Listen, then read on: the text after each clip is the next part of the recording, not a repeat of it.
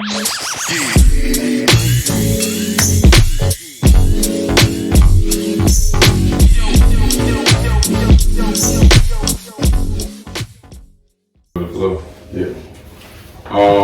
So what's going on? What's going on, family? My name is Ken Herbert. I'm 24 years old. I actually got a birthday coming up, so about to be 25. You feel me? And talk about it what it is. All right, y'all. We back with the Perspective Podcast. Today, I got two people with me. Usually it's just me or somebody else. I got two people. Both of these people going up. They might not be going the same route. They might not be going the same direction, but they both going towards the same place. So that's all that matters. I'll let you introduce yourself. My name's Sean Joseph, 24, in school right now, and talk about what else got going on. All right, we're gonna get into it from right there. All right, so I usually start off by telling people to, y'all just introduce yourself and how y'all grew up. Most people, I'm a big believer in that. The environment that you're in, it don't matter what neighborhood you come from, it don't matter what side of town you come from, it don't matter none of that, but your environment, whatever environment you put yourself in. So like if you came from a single parent household or a double parent household, if you came from an extended family, if you came from a foster family, you know what I'm saying? I feel like that is what makes you not really your neighborhood, not really the city that you're from. So I just want y'all to, talk about how y'all grew up, how it was, and what you remember, because people don't think that you remember back that far, but you definitely, it's vivid for you, and it make you who you are today. What's up? Yeah. Okay, cool. Boom. So obviously, this is part of the house that I grew up in. I've been in this house all my life. I didn't move around at all. Actually, my mom made it a point of emphasis to keep us in one house growing up, because she moved around a lot when she was younger, and it's something that she didn't want for us. I'm half of a twin. I have a twin sister. She's actually 2 minutes older than me. It's crazy. If you see me, you would never know it's my twin sister. She's 5 foot even, right? And I'm obviously 6'2", so the height differential is a thing people really don't be like, oh, that's your twin sister? Like, yeah, that's my twin sister. So, but I grew up with a single mom just because of different reasons. My biological father not really being in my life from birth. Also, my stepfather that was here, which I more so recognize him as my real father. He was going most of the time too, just from making some choices that he probably wouldn't, he had to make for certain reasons, whatever the case may be, and it landed him in a position that caused him to be out of my life for an extended period of time. Other than that, I would say the most impact that had on me was, other than the neighborhood, because the neighborhood I grew in is very gentrified now, but it was very, African American when I grew up. A lot of people that look just like me, right? And that was a big influence, because I got to play with kids that look just like me. I had a lot of fun. I played a lot of football growing up. We rode bikes around the neighborhoods. So a lot of, I played basketball, whatever the case may be. So I had a lot of, friends growing up on the way into middle school and into high school. When I can say the big change for me, with my environment had an impact on my life, it was going into high school. I went to, I'd say, a pretty diverse elementary and middle school, and then when I got to high school, it was kind of just, if anyone knows what a Title I school is, it's the bottom, right? It's just, it's not a lot of money, a lot of free lunch, a lot of buses, a lot of public things, right? And like I said, just not a lot of money, so it was definitely a culture change for me at the time. Like I said, that wasn't even the school that I wanted to go to. Like I said, the school I was gonna go to, if anybody's from Charlotte, I was gonna go to Olympic.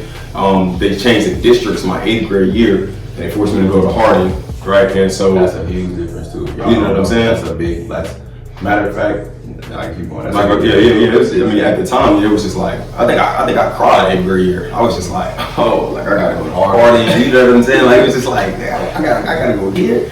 And so it was, but it was something that I would definitely look back and say, like, I think it was good to get me in a position. Actually, it was tremendously it impacted me to get to where I am today. It made me look at things differently. I see the world a lot differently. I see people a lot differently than I think I would have if I went to the school that I wanted to.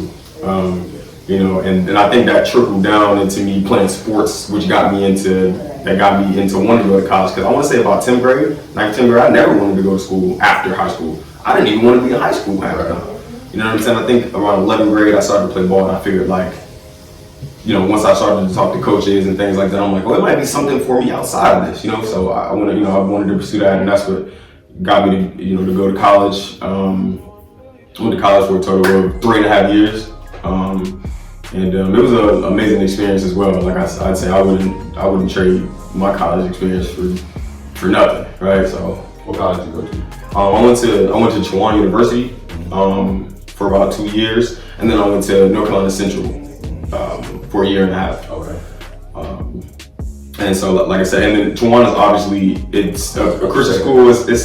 It's diverse on paper, but when I was there, it was 80% black. Right? It was CIAA. Right, you know what I'm saying? It was right by DMV, right by Virginia. Everybody from Maryland, DC, Virginia, they was there.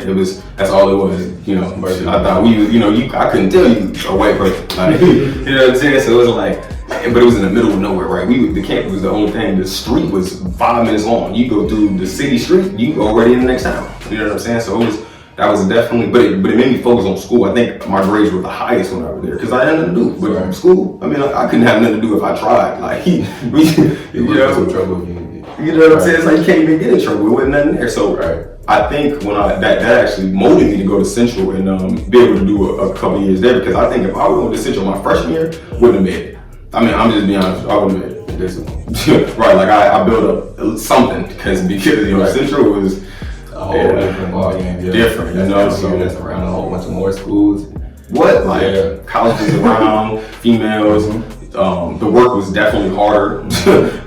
You know, it was bigger. And I'm a criminal justice major as well, so I wrote papers. I remember having 15-page papers due at the same time. Like that's uncanny. I mean, that's you know, so if you want to go to college, definitely focus up and do your thing, and you know, and that's why I actually was inspired by my brother right here, man. You know, super studious, hard worker, right? Knows what he wants. You know, very ambitious. So that just kind of keeps me going, right? That made me want to stay in college, right? That made me want to finish getting my degree. Like I said, I only have about a year left, and I'm working to get that going into this semester coming up, and so I just want to go ahead and finish that out. And like I said, it's just because of what I want to do and watching others around me and what they want to do. Okay, that was good. Okay. I guess starting off, born and raised in Kansas City, Missouri. We were there. My family, my mom, my dad. I got 2 brothers, they're both younger. I got Eric, Drew. Growing up, we were in Kansas City for about 9.5 years. Parents didn't really come from anything, so when we were in Kansas City, it was a lot of, you know, I'm sure y'all know, a lot of oodles and noodles, a lot of spam. But you know, eventually they just kept working. They wanted better for us. You know, moved a lot when we were in Kansas City. We had different townhomes, apartments. We finally started out in a house in Kansas City, but moved over to Charlotte in about 2007. Moved to Charlotte. Been in a couple houses since then. Been here since then. Going through school. I think my parents did a really good job of making sure I went to a very diverse school. Elementary all the way up until high school. College kind of depends on where you're at. So I'm going to UNC Charlotte for electrical engineering. UNC Charlotte's definitely it's definitely one of the most diverse schools, but you kind of have to know where to go to see how that's developing. But just to backtrack a little bit, so my journey through school was kind of focused on football. So I wanted to play football for the longest time, all the way since I was since all the way up to the tackle. Since I was 6 years old, been trying to play football through high school, played a little bit in college, but ultimately I kind of chose school over that, chose my career path. You know, so I think I made the right choice. Ended up finding engineering just originally through just hearing about it. Everyone always said, you know, doctors, engineers make the most money. So that's what I initially went to college for, was just trying to make money. Found out very quickly that money is the worst motivation you can have to graduate in engineering. So I had to find out whether or not I wanted to do that or switch majors. So I had quite a bit of internship and volunteer and shadow experiences throughout engineering, and I would say about my sophomore year, that's when I found out that's what I wanted to do, just finding out how things work.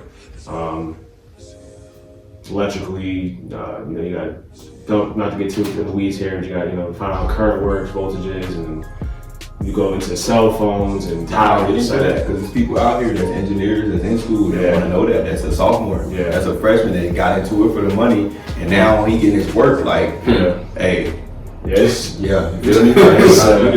It's definitely, one thing I tell people all the time is this, a lot of, we just can't find enough engineers. Like it's so hard to find them because they intentionally try to get you out throughout school. So your freshman year, you have a couple weed out classes. So usually, I remember freshman year, we started out with, you had classes of like 100 people, 120 people, lecture halls, you know, the big ones you see in like movies and TV shows. And then the next sophomore year, you got about 70, 80. And then once you hit junior year, man, it drops down to like 30 people a class. And then senior year, it's like 15 of us. So, so I'm senior right now. I got one more semester, and I think total there's that's big. I think total there's maybe 4 black men graduated. I think there's 1 black woman. So there's 5 of us out of 300, 400 total engineers, so not just electrical. So it's definitely it's definitely a course, yeah. So I think just in general, people need to be taught more about what they can do, because a lot of people are told in high school that, you know, the big stuff like lawyer, doctor, NFL player, NBA player. It's so much more out there that people can get into. I got lucky in a sense by finding something I actually love to do, but it's definitely a course. So you just said you got lucky finding something that you love to do. What was, you said engineering was just like, okay, this is where the money at. That's what you was told. Yeah. But you also said the weed out classes kind of had you like, okay, this might not be what I want to do. Right. So I guess like, what made you love it? Because I don't think it's love. You had to look for it. Like, I feel like you had to, like you said, I had to sit myself down and have this conversation with myself. Like, am I going to do this? Am I going to do it for real? Like, forget the money. Am I going to lock in? Or am I going to go chase something else with some money in it? So like, it's not like it's love at first sight. Like, okay, I'm starting this, I love it. It don't matter if money comes with it, whatever. But that's a hard decision to make, especially if you know that there's money in this. I just have to put it to the side and then come later. You know what I'm saying? That's a hard decision to make. So I guess like, sure. Yeah, where do you get that from? Like, so, I mean, there's been countless times where I wanted to quit, give up. Countless. I'm talking about night after night, you know, homework after homework, test after test. I think what got me through it was just wanting to change the world. So I've always been kind of the person that's like, we gotta, you know, do better. I want to clean up the earth, you know, make people better, bring more people, you know, up with me. And what I saw was an avenue to do that through something that was very difficult. So right now in my line of work, we do a lot of design on buildings that you see all the time. So we do hospitals, religious temples. We've done, our company specifically has built the Jaguar Stadium. It goes on and on. Right? Factories that make latex gloves for hospitals. So our office works particularly on medical buildings, so I worked on a lot of hospitals, and I think that idea of knowing that what I build is going to save, you know, millions of lives. So I think that is kind of something I saw through engineering. Now, yes, there's plenty of paths you can take to help people out, but this was kind of something I chose. And, you know, to specifically answer your question, I think when I chose it was just like, I know it's hard, you know, but once I'm, you know, on the other side of graduating, I know it'll get easier from there. And I can, you know, go into management, I can, you know, change the way certain things go, just change people's lives. I think that's the biggest answer I can give, is just seeing how I can change lives through engineering and learning how it works. Everybody gets through college their own way. Everybody finds their own motivation, but for me it was, for one, being able to say I did something difficult and accomplishing it was definitely a big motivator, and just fear of failure was definitely the biggest thing, because I didn't have a plan B. Like, if I flunked out of college and in this major, I had no backup, and that was another motivator. It's like, you don't have a plan B. You've been this far already, like junior year, senior year, sophomore year. Yeah. You keep taking class after class. Like, I don't have a plan B. I don't want to switch majors, so it's either this or nothing. So that was another big one. So I just, you know, not letting my brothers down, my family down. I had a lot of people look up to me, so just paving the way for them. So that's kind of what kept me going, just love from the family. Definitely had a lot of support. from Kenny for sure. Brothers, my mom and dad, friends, family. So it definitely wasn't easy, but yeah, I would say just fear of failure, the biggest motivator anyone can have. So. That's what's up. And I'm gonna take it back a little further, and I'm gonna tell y'all how I know them. Like, we all went to the same church. Like he said, Sean got here 2007. I think I moved to the house that I'm in, well, the house that my mom is in maybe 2005 or 2006. So around that time, we all started going to the same church. Yep. And this was a tiny church. I'm talking about, like, we used to have meetings like this. Like, we just go to their house, the pastor's house, and we just sit around the table and we just talk. That's church. We have Bible study on Wednesdays, and we going to church on Sundays at their church until they was able to get a church. So we watched them do this from the ground. So like, that's how I always knew them. But they older than me. I'm 21, like they told you, they 24. I'm 22, excuse me, they 24. So they 2 years older than me. At the church that we had children's church, we had youth group. This a little bit after we started, getting a little foundation. We got a building now, we got choir, we got a congregation a little bit. You know what I'm saying? Like, we're getting there. We got a sanctuary. So they started to have children's church, and then they realized that the kids was a little bit older, so then they moved into youth group so they could have intellectual conversations and conversations about what's really going on in their life, not just learning books of the Bible, not just learning about Jonah and the whale, but actually stuff that they going through every day, right? So I'm going to church every Sunday, every Wednesday. I'm a big advocate. My mom was in the choir. Like, I don't get to skip out on church. If I want to go to Sean's house, my mama has to know that Sean's going to church in the morning. Like, I don't get to skip. You feel what I'm saying? So it was back then. So you kind of just get to learn to love it. Like, you just learn to know, okay, this is Sunday. These are my people. This is what I'm going to do. Whatever. And me personally, I was always in children's church. No matter how old I got, it felt like they always kept me in children's church with all the other kids. But I was always older too. Like, I'm only 2 years younger than them. I'm having the same conversations they have, and I'm going through the same stuff they're going through, but I'm learning about Jonah and the whale. So I'm saying all this to say, these was the people that I was looking up to. These are the people that I was wanting to be. I wanted to be in these conversations. I wanted to go to that room, you know what I'm saying?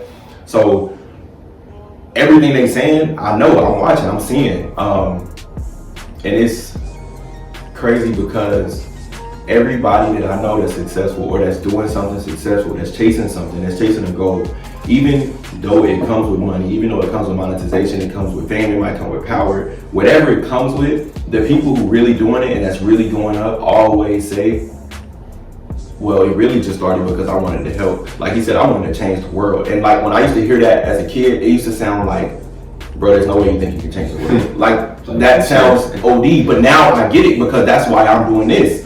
You know what I'm saying? Like, it's not about the money no more. Like, I know the money will come. If it do. If it don't, it don't. I'll find another way to make some money. Money is not everything, but when you got that passion for something that you just want to help somebody, you just know, like he said, if I'm building this hospital, if I mess this up, it might not be no hospital. So the fact that I didn't, the fact that I did it, the fact that I went through it and I finished it, now there's people out here that can be service. There's people out here that can do their job. There's people out, so he's helping people. I don't necessarily like what I do right now. It's not my career, but I build trucks. Like, I work Freightliner, and we literally build trucks. And it makes me think about it every time I see a Freightliner truck. And it's not just the 18 wheels. We build ambulances, fire trucks, mail trucks. Like, we build any type of box truck with a trailer on it. So I get that, and I get that perspective of it, of just, I know that I'm doing my part. And I feel like a lot of people don't know that. A lot of people don't understand that you're not going to get where you want to go if you're not trying to do it for somebody else. Because like you said, if you start something for money, if you start something for anything other than it's going to be a day where you feel like you ain't worth it, bro. It's going to be a day where you feel like, because I went to college 3.5 years. I did all of that. And when you get there, it's not what you think. I promise it's not. And it's not even, to me personally, it didn't even seem super hard. Like, it didn't seem, like you said, a 15-page paper. It's just dramatic. Like, it's just something that you just have to do. They're literally just giving you that work. Like you said, in weed out class, they're giving you that work just to see your commitment. Just to see if you'll do it. They know how that sounds. They know you got other classes. They know you got other stuff going on, but can you prioritize? What do you really want to do? You really want to be here, or do you want to go chase some money? Or do you want to drop out? That's why most people drop out, because they realize, I don't really want to be here. I just kind of got here. So I guess seeing them, I'm just kind of putting it in perspective for y'all, like, that I'm watching this, I'm seeing it, I'm going through it too. And I didn't even know that he went to college for 3.5 years, and you don't even know this, but my main man Randy went to Chowan. I got 3 people up there at Chowan right now. Well, my man Zay my man Sean, he knows somebody. I went to Wingate, right? That's the college I went to, Wingate University. Yeah. I met a dude named Sean up there. Not this Sean, I met a dude named Deshaun. He got dreads, right? So Sean calls me one day. Sean's boy called him, named Zay. Zay called him like, okay, I just met my dude Randy. So I'm with my boy Sean. I'm with Deshaun. Sean brings up his phone. I'm like, yo, this my dude Zay. He with his dude Randy.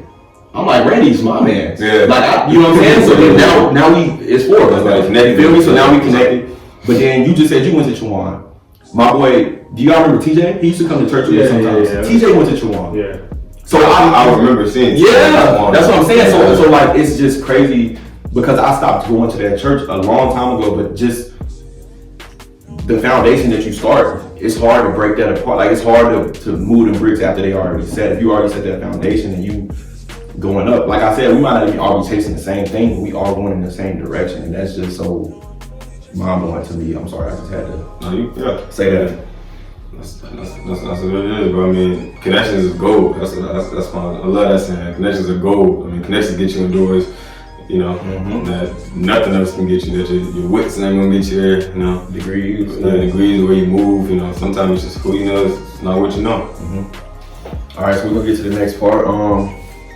So you kind of already told about your engineering, and it wasn't really a dream of yours, but you kind of heard it as a young dude, and you know what I'm saying, that made you want to pursue that. So I guess for you, was being an entrepreneur, being something like on your own, was that something that you always like dreamed of, or is that just something like it came with experience? You just learned, okay, I don't think that this whole 9 to 5 was for me, or was that something you already knew from the jump?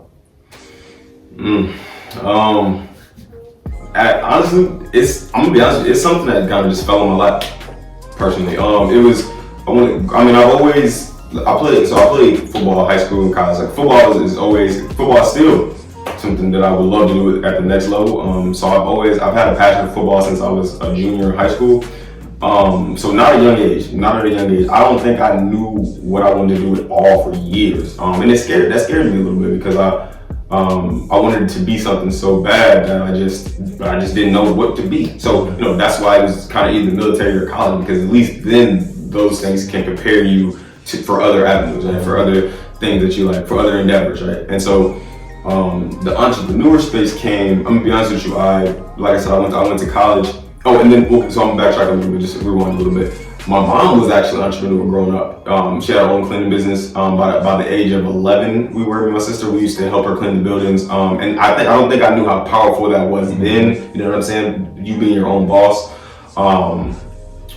But later on, I ended up figuring out, you know, if I could have been able to understand it, then I could have helped her out. And right now, you know, my mom wouldn't be working now. You know, this was 11, and my mom had about 10, 12 buildings. That's unheard of at the time. Like, her business was, you know, because I'm not gonna say it's different, but she's a woman. You know, when you're a woman, especially like my mom is, you know, my mom is actually about to get into real estate. She's a very professional, she's very sweet, very professional, but she's very stern. She knows what she wants. She's not gonna take no for an answer. So, you know, getting her business up, as far as cleaning, and cleaning industry was very easy and very quick, right? So if I had to understand how powerful that was, like I said, I would have been able to help out and sustain that up until now. And like I said, we could have sort of an empire right now. You know, could have our own cleaning service, period. Like, you know, people were coming to sign us. You know, she could have had 50 buildings, 60 buildings, and she doesn't clean any of those.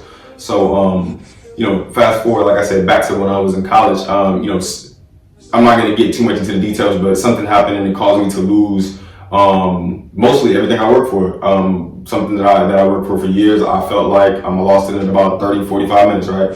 And it took me about 2 years to get out of it. So it kind of made me look at life differently, because the avenue that I originally thought I was running head on was now gone, right? And so it kind of left me in a state where I was very uneasy. I was kind of depressed a little bit. And I said, and I'm thinking like, wow, what am I gonna do? Right? And I also had a passion for firefighting as well. I did actually go take the test that I passed. I wasn't able to pass the physical test then, I think I missed it by a second or two. You took it though. And yeah. My uncle, well, he's not my uncle no more, but Yeah, Marcus. yeah, Marcus. I used to keep in contact with Marcus. But I remember when he going, he like the Chief now. When he was doing it, he failed that physical test about 3 or 4 times. Yeah, He was nonstop. Yeah, that's what I was like, actually about how it was. He would always just tell us about. Imagine wearing football pads times 12. What? And running for longer. Like, It's 100 pounds a year, and you know what I'm saying, running around, getting other stuff, hitting things. It's like, bro. But I want to. The first time I actually took it twice because they give you a re-thing like a month later. I did really bad on it the first time. The second time, I'm talking about I trained hard for it, Right. And so when I missed it by a second, I believe I cried. Like it was one of those. yeah, I feel like I worked. and that's what I'm saying. I know who he is, and he was coming back like, and he took it 3, 4, 5 times. Every time he come back, he was looking defeated. Like I put everything into this, and I still ain't got it. But this the last step, like, and he couldn't. And like you said, you just gotta keep. You gotta keep on it. You gotta keep on it. But like I said, I think I did both of those things for different reasons. Like although I love football, but I think I went to college for my family. I did firefighting for a girlfriend that I don't have anymore. Right. It was, although I do love those things, they just weren't something that I wanted then because didn't really know what I wanted to do. It was just kind of like I'm gonna do this, kind of do this, whatever. Entrepreneurship came, I want to say, about a year later. I don't know if anybody knows what network marketing is, right? But network marketing is $1 billion a year industry, and it was something that kind of just fell on my lap one day. The girl called me and told me about the business she was in. She asked me what I like to do, and I was actually working at Freightliner where he works at.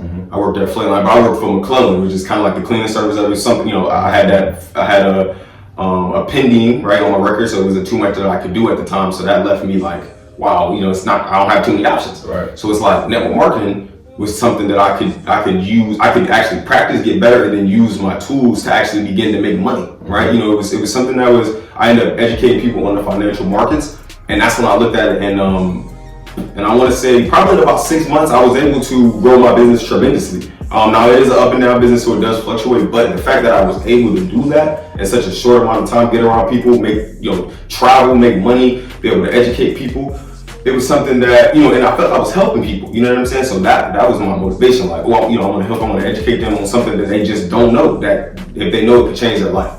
And so, entrepreneurship started then. Ever since then, I want to say I moved into, that's when I moved into what we have here, a natural skincare line with my father. Like I said, my biological father was never really in my life. He's more in my life since I was about 17. Me and him has kind of kept in contact, and we built this ourselves. Like I said, it's mostly based in Africa, right? But I'm now bringing it more to the States, trying to get it out and get it going, get some people to kind of test the products out, and because the products are amazing if you ask me. But obviously, I'm the owner, so of course they're amazing to me. But I think that they're actually amazing.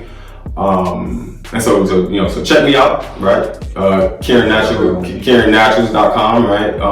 Just go ahead and get that, and we got deals going, everything for Christmas. But anyway, yeah. So that's when my entrepreneurship mine just started, So it went from network marketing from network marketing, and I became a bread vendor for about a year. So I did both of those for about a year. I was able to do my first 1099. If anybody knows what 1099 is, that's what entrepreneurs do when they do their taxes, because there's no money taken out of our money. So the entire year I was in network marketing, none of my checks ever had any taxes taken out. When I was the whole year as a bread vendor, none of my checks ever had taxes taken out. So I was getting all the money up front. But then, once you go file your taxes, you're gonna owe every time. And that's just kind of that's how business is. You're gonna owe. And I like entrepreneurship because of the freedom.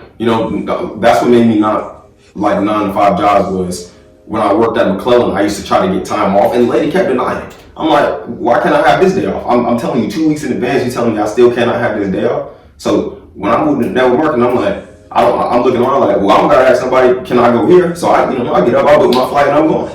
I'm going to Houston, I'm going to LA, right? I'm going to New York. I'm going to Florida, and I'm just going. Right, I'm talking to people, I'm connecting. It was something that just it lighted a fire in me. Like it got me up in the mornings. I still can't sleep, but I couldn't sleep then, really. So that's really what it was. Becoming an entrepreneur, just the freedom, man, and just the control of your own destiny. Really, no one can fire you. The hustle you put in, the more hustle you put, the more money you can make. It's just a byproduct.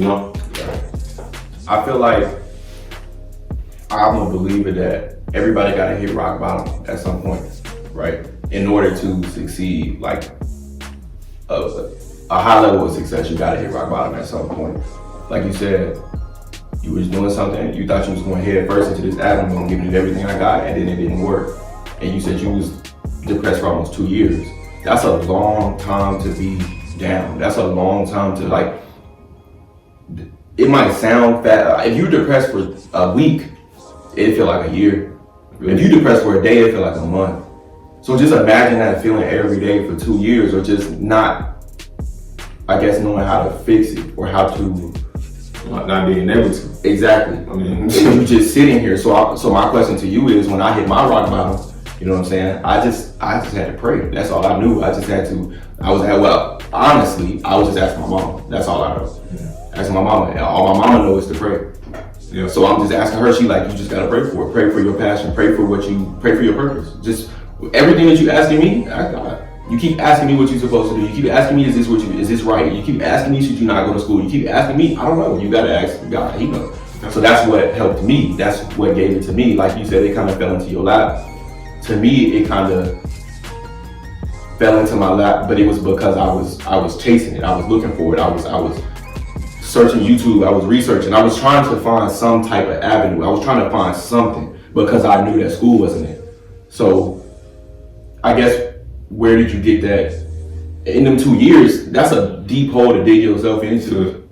After I was only depressed for maybe 6 months, on and off. And now we talk on and off maybe a couple years, but that's on and off. I'm having spurts of good times, like, you know what I'm saying? But if you digging yourself in deeper and deeper and deeper every day, and how do you jump back from out of that? Like, I mean, honestly, if somebody was to call me like, yo, I got this opportunity for you, I don't even know if that would motivate me. If I've been, you know what I'm saying? Like, if I've been down for that long. Yeah. Because it's people that's still down right now. It's people that's watching this that are down right this second. So like, I mean, like, so I'd say your imaginary rope to pull yourself out, right? That's God for some people. That's faith, like, you know, that's God and faith for some people. For me, if I can be completely transparent, I want to say after that happened to me, I want to say I lost touch with God. Mm-hmm. I felt like at the time, I think I had him in my life for so long going to that point, and then I felt like I never knew why he would take that from me. Something that I felt like I worked for, something that I loved. Why would he take that from me and put me in this position now? It's how most people think, like, why would he do that? It took me years to actually look back and say, like, two things. Either my path is just gonna be different, but that doesn't mean it's not gonna end in the same spot. Or it's something completely different that I'm supposed to be doing. And so, like, that was kind of hard for me. I'm like, and like I said, when I had that pending, you have no options. It's not like it's jobs. I can't even work.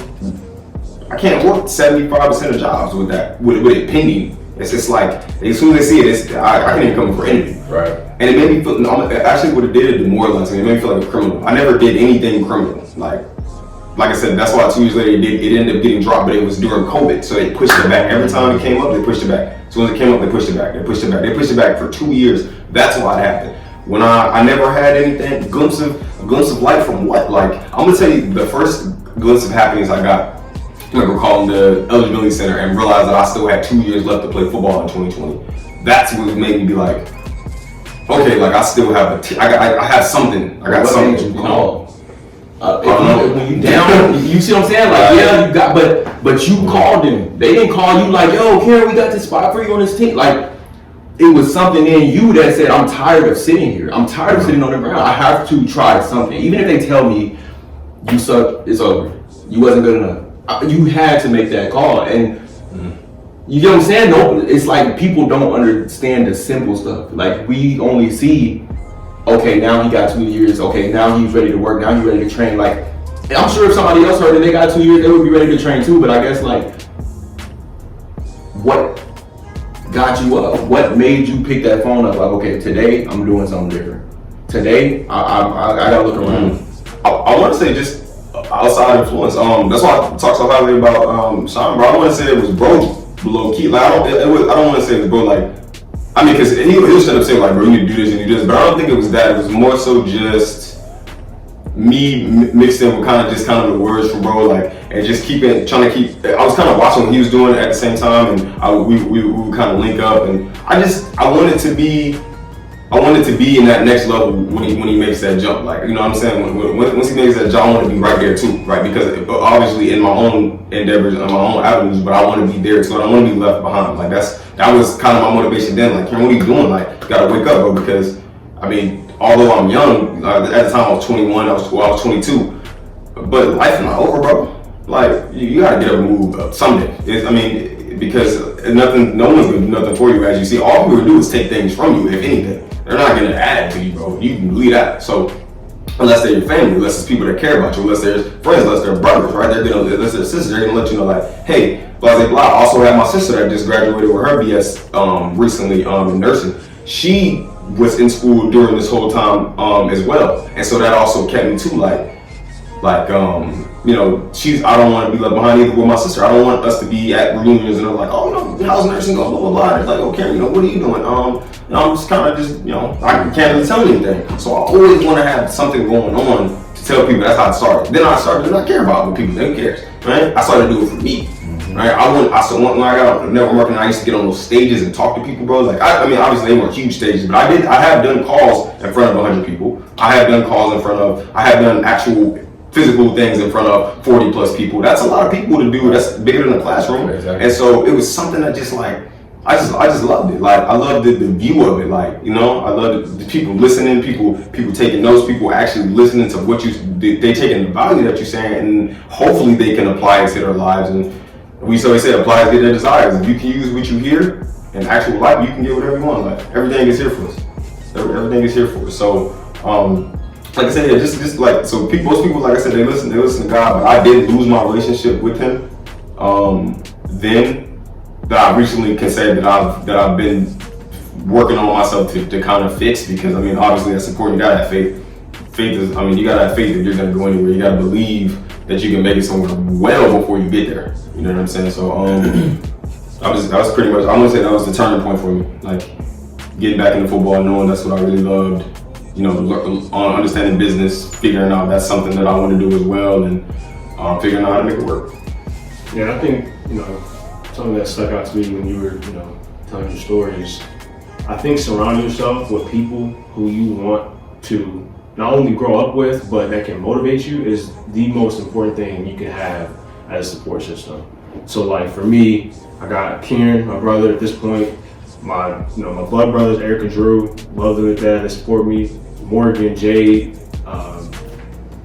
we got my two friends, Raven and Jayla, they're both, doing their thing. So I think having those people around you that want to do better, it literally will, I don't want to say guilt trip, but it's kind of what it feels like at some point. Like, you see your friends and family doing well, like, I got to go with them, because nobody wants that feeling you're left behind. Because I'm telling you right now, when people that you are close to, love, or even people that start doing well, they go on trips, they're getting their dream houses, cars, whatever they strive to be, their dream jobs, and you're not, it literally puts you in that state of like, I either get dropped or I keep up. So I think just having those people around you and they truly care about you, that support system, giving you advice.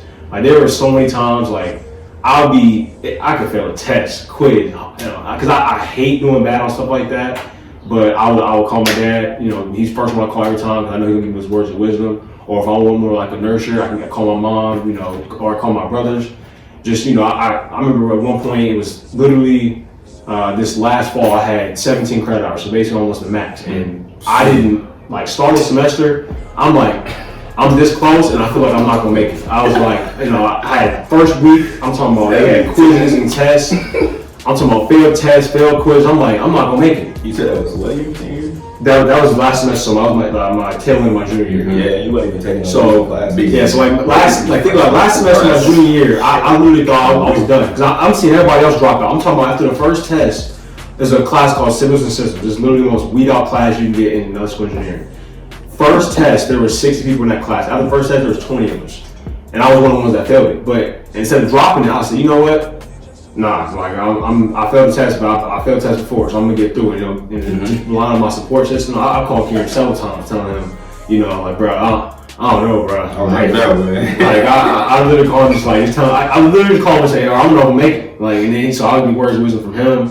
it's just, I think support system is just the biggest thing you can have. Like, obviously, you can't, make the horse drink to the water, once you bring it to the lake, but at least getting you there helps. Right. Like, you definitely gotta drink that water yourself, for sure. Right. Gotta have your own motivation, your own grind, and everything like that, but man, that support system is just, there is no amount you can put on how much it can help you. So I think, just going off of Kieran's story, that's one of the biggest things, for me, that helps out. So I'm gonna go off that. Hold on, before you jump off, I just wanted to say something about remember I told you my father wasn't really in my life. Yeah. So just kind of having Sean and his father, because I actually respect Mr. Brian a lot, just Right, because, me too. yeah, just because honestly, It's just the way because he gonna he give it to you raw, The bro. way he carries himself. Yeah. You know gonna get. You can say if he'll ask you what you doing, man. You say you get bro 15 minutes spill, but look at you like. So you don't got nothing going on there. Right. Like, yeah, you said all that, and you really ain't got nothing going on. So that's like, so he's maybe like, I got it, so I'm gonna do this. So I get there, you're like, what's going on? I'm like, oh yeah, I got this, this, you know what I'm saying? Boom, boom, and it just, that made me just because I knew somebody was like waiting on you. right. I knew that he would be disappointed if every time I came to him and I told him, yeah, I'm doing the same thing I told you last month or the same thing I told you 2 months ago. It's like, well, you really don't want anything. That's what I see, So that was a motivator too, for sure. So everybody, at some way, shape, or form, will say that too. You know what I'm saying? Like I say, all successful people say they want to help people. All successful people say whatever. But I do know and have noticed that they say that you surround yourself by who you want to be. Like if you surround yourself with millionaires, you're gonna be a millionaire. Like you said, you just feel like you're being left behind. So my question to both of y'all is, and y'all can answer it however y'all want to, whoever go first. But how do you get yourself in those conversations, in those groups? And I'm gonna speak from personal experience, right? Y'all know me. I'm usually ahead of the people my age, mentally. Like, as far as where I want to go, as far as what I want to do, I'm stern. I'm like my mom.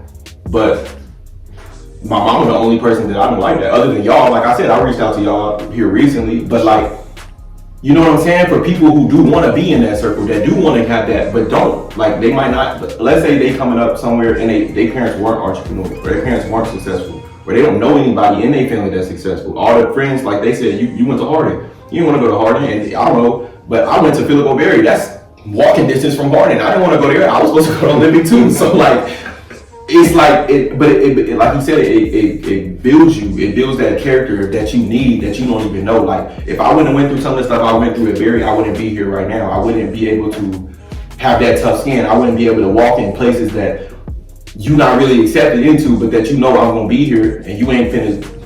What, like you're not gonna pick me up and take me out of here. So like, it gives you those things. But I guess my ultimate question is, how do you come together? Like, if I see somebody over there, okay, that's a group of millionaires right there. I want to be like them. I want to go join that group. Most people that's already established, that's been doing this for 20 plus years, they're not looking for new friends. They're not looking for new invitations. They're not looking for somebody. You know what I'm saying? So like, what do you do to get into that group if you don't have nobody that's already there? I mean, you literally. I mean, that's they say it ain't that simple. Right. It is. It's you when you who you want to get around, you get around them, right? You go so I'm gonna use an example. Like I said, I can only use network marketing because I was in rooms with millionaires, and that's I can say that I was fortunate. That was fortunate for me. Honestly, that's something I never seen coming. But then you realize everyone is regular. Right, like right. Yeah, he has. $100,000 more. He got $100,000 more dollars in his bank than you do, but he's obviously just a regular guy. You see him on the couch, break on me eating chips like you eat chips, like, and that's I think, and that's what it is. So once you realize that, it's like, well, you don't be friends with them. They not. Most people aren't. And I can say network marketing was good because everyone was my age. Okay. The guy at the top, he was only 25. He was the oldest. You know what I'm saying? Everyone else was 23, 22, 20. So that helped to be around your peers. Seemed like y'all got a lot of the same struggles, even though he might make X amount of dollars, and you might not now. Even when you move up and make X amount of dollars, he may go down, or he may be up here at this time, whatever the case may be. So just to get around him, I say you gotta go find him. Like, you gotta go to, like me and Sean went to a car show. Like, those car shows, I always envision that I'm gonna talk to somebody there about something. You can just never know the conversation that you're gonna have one day. It's because I've had certain conversations through life that have put me in positions that I can say going into that exact day, never thought I'd have that conversation with that person. Like, I'm like, oh, I seen so and so, and I make connections with people very easy. I can see a person tomorrow, we start talking now. He's bro's trying to go talk about this outside of the mall. Like he wanted to link up later that week and talk about business or talk about talk about his career or whatever he has going on. And just because he wants to, and I like to talk about that, and maybe I have something to say that he hasn't heard, whatever. Right. So just back to, I'm kind of spiraling, but go back to your question. Just like I said, just it's simple. Just how do you get around it? You just do. First, you gotta have motivation. If you don't have any family that does anything. Right. But on the back end of that, yeah, just go to conventions, go to car shows, go to you can even go to really, really, really expensive, nice restaurants. Right, those usually have people that are in a good position. Because they're gonna go spend their money there. I mean, there might be members who have you go to country clubs, but you can sometimes it don't even be above working jobs in those. Let's just say you got a job cleaning a janitor in the country club. I knew a guy that was a waiter in the country club, and now he's a millionaire just because of the connections that he made by serving people their food. They would tip him, blah blah blah. He's like, oh no, well. You getting the guy drinks or whatever the case may be. He getting drunk. Now you talking to bro about stuff that he probably would have never been talking to you about. Now you have more knowledge. You know what I'm saying? You just whatever you do with the knowledge is what you do. First thing popped in my head was, I don't know, but I think just kind of how we started it, just our group, was we all came from families who didn't have anything and wanted better for us. So it's like, who do we be to ruin that? So it's like, okay, well, we know we don't want to mess up what our parents, uncles, whoever it may be, aunts, what they built. So it's like, how do we continue this and make it grow? So I think, for our circle, we all ended up kind of doing the same thing. So everybody went to college, everybody, had, part-time jobs here and there. I think, one day me and Karen was talking on the phone, we was just like, bro, why don't we just gather our closest people and make our own, group? So for the longest time we were doing Zoom calls together for every week. It kind of died down because of, school and everybody had, hard work and stuff like that. But definitely looking to get that back on track. But we just literally decided to do better, because it's like, why are we all in our own silos trying to succeed when we can be in a pod, if that makes any sense? So it's like, we can all do this together, so why not share information? And some days it would just be, kind of like this, like just sharing, stories. It'd be, we don't have to do something, we don't have to have a topic, we don't have to, come up with a plan right now. It could just be, what's something you learned today, and what's something, bad happened to you, good happened to you, stuff like that. And I think just building that connection helps out a lot. So if you don't have those people, I think the best thing you can do is kind of like what Kieran was saying, is just put yourself in a scenario where you can meet those people. So I know, I'm a car guy, so we do a lot of car shows. So it may not be that for you, but just as using an example, it's free. You literally, barring you don't have a car, but you can even take the bus to some of these spots. I think most people have a phone. You got something you watching this on. Yeah. Whatever you're watching this on, yeah, you got the internet. If you got a phone, and you can just literally just look up, just using this example again, you don't have to do cars, but you do Charlotte car shows and it'll literally show you the date and location. So, if you got a car, it makes it that much easier, but if you don't, you take the bus, they're all in accessible locations. And the people you will meet there, like there's been so many times where I've been looking at a car and I'm looking, you can look around and say, okay, well, who owns this car? How did you get that? And I kid you not, there was a family, not to get in the weeds of cars, but they had, Porsches, Lambos, I think there was a Mercedes AMG. I'm talking about, they had a total of 7 cars that were, one was a G2RS, which was another Porsche. But, all that's going to say is just, there's a family who owned 7, 8 cars, and they all did different things. So I was just like, that can be us, literally. We put the work in, we put the grind in, that can literally be us. So, talk to him, ask him how they did it, and they came from nothing as well. I think most people who have all of that money that you see, even, using the rich man world, Elon Musk, Bill Gates, like those, there's also some who, come from money, but those people are a lot less likely to keep it than those who work for it. So I think, just to kind of bring it back in, like Kieran said, just kind of inspire a little bit, but just try to just put yourself in places that you think you can meet people. you're not gonna hit every time. You're not gonna meet someone every time. But I think just making that effort, that's the biggest thing. Just effort on trying to make yourself better and meeting more people is the biggest thing to do. Now that goes into a whole other thing. Is you don't want to take in everyone's advice that you meet, but there are some you gotta just take in information, because not everybody has good information, but everyone has some information. Right. So I'm always big on, don't ever put yourself above learning something. It doesn't matter how old, what they look like, where they're from. Like, I'll just give you an example. So I worked at a engineering camp for kids, and when I tell you that was one of the times I learned the most, man, like little kids are insane. Like, they will teach you everything they know. Man, Did you know that? Yeah. I'm telling you, like, I've learned so much from little kids, and I think, right, I'm just saying, like, it's just people who shut down information for those who are younger than them, just they literally build up a wall that they can't get past. Because I'm telling you, it doesn't matter what age they are. It could be older, younger, the same age as you. They could be from somewhere else. It doesn't matter what your financial status is. You can learn something from someone at any point. Whether it be negative, a lesson learned, sure. But just keep an open mind. I think that's the biggest thing. And just put yourself where you want to be at. So.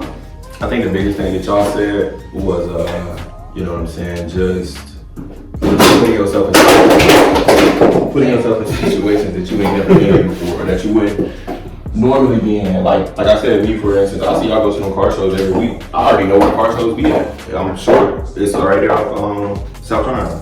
Right there by Chipotle and stuff. Yeah. So like I see y'all go there all the time, and I've seen that car show there, like just riding by. Like, it'd be mad traffic right there, but I like cars, you know what I'm saying? But I've never even thought like, okay, this is where you can put yourself into another circle, other than it being about cars. So like if I was to go there, I would have been thinking like, okay, cool, I might meet somebody out here that can put me in touch to get a car that I want, or you know what I'm saying, they might know who to talk to about this type of car, or it's cheaper over here. But it don't gotta just be about cars. That was the biggest thing I took from what y'all said. It don't matter where you going, or I guess the topic of the scenario that you're going to. If you're going to the car show, if you're going to the country club, if you're going to anywhere that's going to be people, like you said, the rich restaurants, the people that they obviously got money if they spending money like this, so you can go there and just talk to them, and it don't gotta be about food. They can teach you something. They might tell you one little quote that is what you needed to hear. So like, I guess y'all telling me to just put yourself in situations like how you said, people tell you that it's not that easy. It's not as easy as it sounds. No, it is as easy as it sounds. You literally, it's black and white. You just gotta do it. Like, how bad you really want it. If you want it, then you'll get up. You'll go do it. You'll go be uncomfortable for those couple of hours. You'll go talk to these people that you don't know how to talk to. You'll go whatever. So that was the biggest thing that I got out of it, because usually when I hear people say that, they don't ever like to go, I don't say they don't like to, but I guess they think it's self-explanatory. They don't like to give examples about it, or say, okay, well, you can be going here and doing this. Like, you get a story about your friend that's away, you know what I'm saying? So like that definitely helped put it in perspective for me specifically. So the next time y'all do go to the car shows, you know what I'm saying, I would definitely like to go. It don't matter. Yeah, for sure. And just to kind of piggyback a little bit off what Sean said right before I guess we move to the next topic, I was only gonna say the part about listening to people. There is a small part of that where like I was kind of taught in business, like if you're gonna be an astronaut, right, you're not gonna listen to a janitor about how to be an astronaut. It's but not saying that you can't learn from the janitor, but that's not going to be your main source of value, because I mean he can't tell you how can he tell you how to get somewhere that he's not. Right. That just doesn't make any sense. So it's like if whoever like I said before, just get around what you want to be. If you want to be a lawyer, if you get around lawyers, you get around the courtroom, if you get around paralegals, if you get somebody's going to tell you something that just clicks one day, like wow, like that could be me. Or you only hear it one time. Like because we're all human. We all respond in the same way intellectually, or we have the ability to. Like I can say that. I mean, everyone does, but you have the ability to. Something just opens it. Everyone has a key and a door, but something opens it. And when I was a bread vendor, I had a guy. I used to love doing it with him just because of the value that he gave me on the daily. Like he has money now. His house is, he has good equity in his house. His house is probably about 1.5 now in equity. He made about 100K in stocks over about 3 years. He was coaching me in a lot of that stuff while doing the bread. But he taught me small things. Time is your most valuable asset. So never let people waste your time, family, right? You know, get them in, get them out, or whatever. You know, don't let people ring around the rosy with you, right? Like he used to teach me just small things that just do the knowledge, right? That means just do the basics of things all the time. Because I mean, when you stop doing the basics, that's when you miss stuff. When you stop doing things that got you to where you're at, that's when you're gonna fall off every time. He just used to tell me stuff like that. He used to be on me like, like what you need, you know, like but that changed, yeah. But that was a big change for me. That was a big change for me. So, but like I said, he didn't actually get successful till 36 because he was in prison before. Right. You know what I'm saying? Hustling, he was hustling, selling dope, whatever the case may be, crack, whatever the case, and he ended up doing time for it. He did about 7 to 8 years, closer to 10, something like that. He got out and he got into the bread business, and he started making money, and he started doing things. You know, he's in trucking and hot spotting, and if anybody knows what that is, it's just kind of taking loads from city to city. So you never know who can change your life, man. So always be open. Yeah, I think one thing you said I co-sign, 1,000%. Just be careful who you take advice from. Like Kieran said, I'll use another example. If you're trying to, learn how to run a route in football, you're not going to go ask a tennis coach how to do that. So just be careful of it. It can be friends, family, classmates, your coworkers. Just if someone is telling you to do something that they aren't already doing, you can definitely take the advice. You just have to be wary of where that's coming from. So that's something I've always been good at is I like to get everybody's opinion, right? I'm gonna ask you a question and then let you tell me what you think. Okay, cool. Then I'm gonna leave you and go ask Sean, and then I'm gonna see what he's saying. And I'm gonna go ask my mama too, just to see what she said. And at the end of the day, I'm not even gonna pick nothing that y'all said. I kind of already know what I want to do in my head, but I want to know, is it sound? Does it make sense? You know what I'm saying? Because if it don't, one of y'all would have told me that. So I think what they're trying to say is you gotta know that you can learn from everybody, and just because somebody starts talking to you, it clicked for me when it was drunk people. I used to be around drunk people all the time, so it felt like they always wanted to lecture me. They always want to talk to me, and then my dad had to tell me one day, you gotta stop walking away from them. The drunk person gonna tell you 100% of the truth. They gonna tell you, they'll never lie to you. They don't got no reason to, they drunk. So whatever they telling you is the truth. If you playing outside and drunk dude sitting on the corner and he go over there and see what he talking about, because he finna tell you something. Yo, you don't need to be hanging with them. Right. I see what they be doing when you go in the crib. I see how they talk. He might not even tell you that he see that, but he might just say, yo, you don't need to hang with them. You better than that. Right. That's it. But you gotta know, like, okay, he not telling me it's F my friends or I shouldn't be hanging around. I shouldn't be outside. But you gotta take it with a grain of salt. You gotta know he wouldn't just bring me over here for nothing. So even if I don't take 100% of that advice, I gotta take it into consideration. You can do what you want to do with the advice, but you gotta at least, like I said, take it into consideration. For sure. I'm learning a lot right now, like just talking to y'all. So you being an entrepreneur, you're going to school route. This is like the best case scenario. You know what I'm saying? Like this is literally the grass, and then there's a fence in the middle. You know what I'm saying? Because people go to school route and make a whole bunch of money, and it's not even like you went to school route and did business or did something like that was generic. You went to school route that makes almost the most money. You feel me? I did IT. Like Philip O'Berry is an Academy of Technology school. I've been doing IT work since middle school. Every year, you know what I'm saying? I did it in college, but it's hard. That's not no job. Like, bro, a lot of y'all don't have the patience to sit at a computer screen for 6 hours of the code you just wrote, and it ain't working. And it's not working because you put 2 spaces instead of 1, or because you use a comma instead of a period. But the screen's so small, you can't even tell that that's a comma. It looked like a period. So like the amount of dedication, the amount of patience, the amount of tenacity that goes into that, like you gotta be so precautious. Like you got to, you know what I'm saying? So like for you to be doing that and you to be doing this, that takes a lot of, you know what I'm saying? My mama do that. I watched that my whole life. My mama that had a whole bunch of jobs. Me personally, I've never seen my mama work for nobody else since I've been younger. She do, and she switched Avon. She might be doing the daycare, preschool. She might be doing what she's doing now, like childcare. Anything that she's doing is always on her own, right? Mm-hmm. So I got kind of 2 questions in one.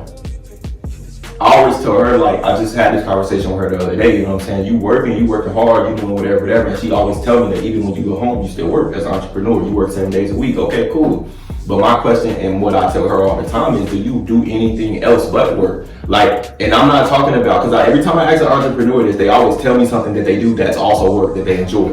Like you'll tell me about, I'll go outside and sit outside, but I'll bring my computer with me and do work. But it's peaceful for me. That is my, you know what I'm saying? That do be all safe haven, that do be all. But I'm talking about something that's not necessarily productive, that's not necessarily pushing you in the right direction, but it's just going to calm your mind down from everything that you're doing. You know what I'm saying? Like just for you to have that safe haven. That's my one question. The second question is for you to tell me something about entrepreneurship that nobody knows. You know what I'm saying? Everybody knows you got to work hard. Everybody knows that you get to come and go as you please. Everybody, but what's that thing you learned? Like you said, you told about the 1099 earlier. Most people know that, but what's that thing that you came into it like, oh, I did not know this, whether it was good or bad. I didn't know this. And you too. Like, what did you? Everybody knows the school route. You know what I'm saying? You might have a long paper, you might have a long night, you might have to study, all of that. But like when you really got into it, and now you deeper into it, like you said, you work with people, you build buildings, you know what I'm saying? So you into it now. So like for somebody that's maybe going to college or they thinking about going to college, they might be going to high school, and they just trying to find a direction. What's that thing that you need to tell them? Like, okay, you want to do this? That's cool, do this, but I need you to know this. Nobody told me this when I was going into it, and it would have definitely helped a lot if I do that. So I'm telling you. Whoever. Okay. Yeah, Okay. That was a little open right there. Okay. So what I would say when I first got into, like, I love to use my experiences from network marketing because network marketing had so many variables in it. You know, as far as people and things you need to do, and very small things that equated to bigger things, right? Like most entrepreneurs, like if it's cleaning buildings or doing bread, that's kind of like you do the work. You do the work till it's done, boom, you know what I'm saying, you're out of there. Network marketing was very strategic, like in terms of stuff you had to do. You had to have a strategy a lot of times. You had to make your own schedule from the time you got up to the time you went to sleep. So I'll probably use that, maybe one or two things. It was, you really have to make yourself a schedule in entrepreneurship, because when people think is, I have so much free time, you do, but if you do have free time the entire day, you get nothing done, what is going to happen to your business? Like, right. You have to literally, when you wake up, okay, at 7 a.m., I'm going to be up, I'm going to go to the gym at 7. And it doesn't always have to be, okay, so that's what I would say too. The other question is, I go to the gym kind of thing. That's something for me. Yeah, you know what I'm saying? Or probably like, well, I love football. So gym and going to play flag football, and, you know, doing one-on-ones, working out, that's something that I do outside of business. That, to be honest with you, helps me a lot in business, just because it gives me the discipline, the hard work. Like you were saying, your mom said the entrepreneur was 7 days a week. I learned that too. Like, you used to work a job Saturday and Sunday, you know, so I'm not going to work. Entrepreneurship is like, I mean, you can choose not to go to work anytime you want to. That's up to you. But then if you don't make any money, you can't say, like we used to have this saying, don't get mad at the results you didn't get for the work that you didn't do. Like, you know what I'm saying? If you didn't do it, but and you don't get the results, you can't say, damn, like, nah, don't skip that. Don't get mad over the results that you're not getting for the work that you did not do. I mean, we learned that. And I want to say I learned that the turning point for me, well, the most like, kind of like, I guess you want to say the climax was, I never knew how to retain people in the beginning. See, it was always like, sign up, customer, let's get them in. I want to say after, you know, they're in there off of the hype originally, you know what I'm saying? They're excited to make something new, you know what I'm saying? You tell them, boom, they're like, oh yeah. Around month 2, it's gonna be like, this, you know, they're gonna take some L's. They're gonna be like, I don't know, this is for me, like, and I never knew how to explain to them, like, no, this may be for you. You just, I mean, I went through that too. Only I could convince me that. I mean, I lost thousands before I made thousands in it. You know what I'm saying? And it was one of those things where you just have to do it. Most people aren't comfortable with that. Like, they're not. Who wants to lose money before they make money? Even though you have to do that. Like, you have to invest in yourself, invest in other stuff before you can, you know, get the dividend from it. So that's kind of, I mean, other than, I would say, just like I said, just any kind of entrepreneurship. If you're in any kind of sales, I would say, just I never knew how hard it was to retain people. I mean, because they give you all these keys on how to get people in your business, but they the same ways to retain them is just kind of like excitement, and you know, but you can't keep a person excited if they're losing money, bro. I mean, let's be honest, he's losing money, I don't care what you say, bro. So, you know, but working out definitely working out. And then, you know, I would say working out. That's probably like my thing I do outside of it. answer the first question on just advice people going to school, I mean, high school, if you're going to high school or in high school, I think the biggest thing you can do is try to find out what you love to do as soon as possible. That whole thing where people say you have time, I know everybody's different. I don't agree with that at all. You really don't. Because if you get to your senior year and in high school and you don't have any applications or an idea what you want to do, where you want to go, Don't be letting me. it's gonna be a road. I think a lot of people say, it's okay, you have time to figure it out. You can switch majors when you get there, but I'm gonna get to that point in a second. But just for people in high school, I don't know. I mean, high school is just it's a mixed bag, man. Like, I can say high school 1000% doesn't prepare you for college or life. It doesn't prepare. The only thing it prepares you to is work a 9-to-5 job. That's it. And it don't even teach you how to do that right. It just teaches you to be there on time and that you have to be there for 8 hours. yeah, And you gotta listen to it. I would say high school. I don't know. It's tough. I'm trying to think. If I was talking to me in high school, like, Right. I don't know. I probably wouldn't be listening to me.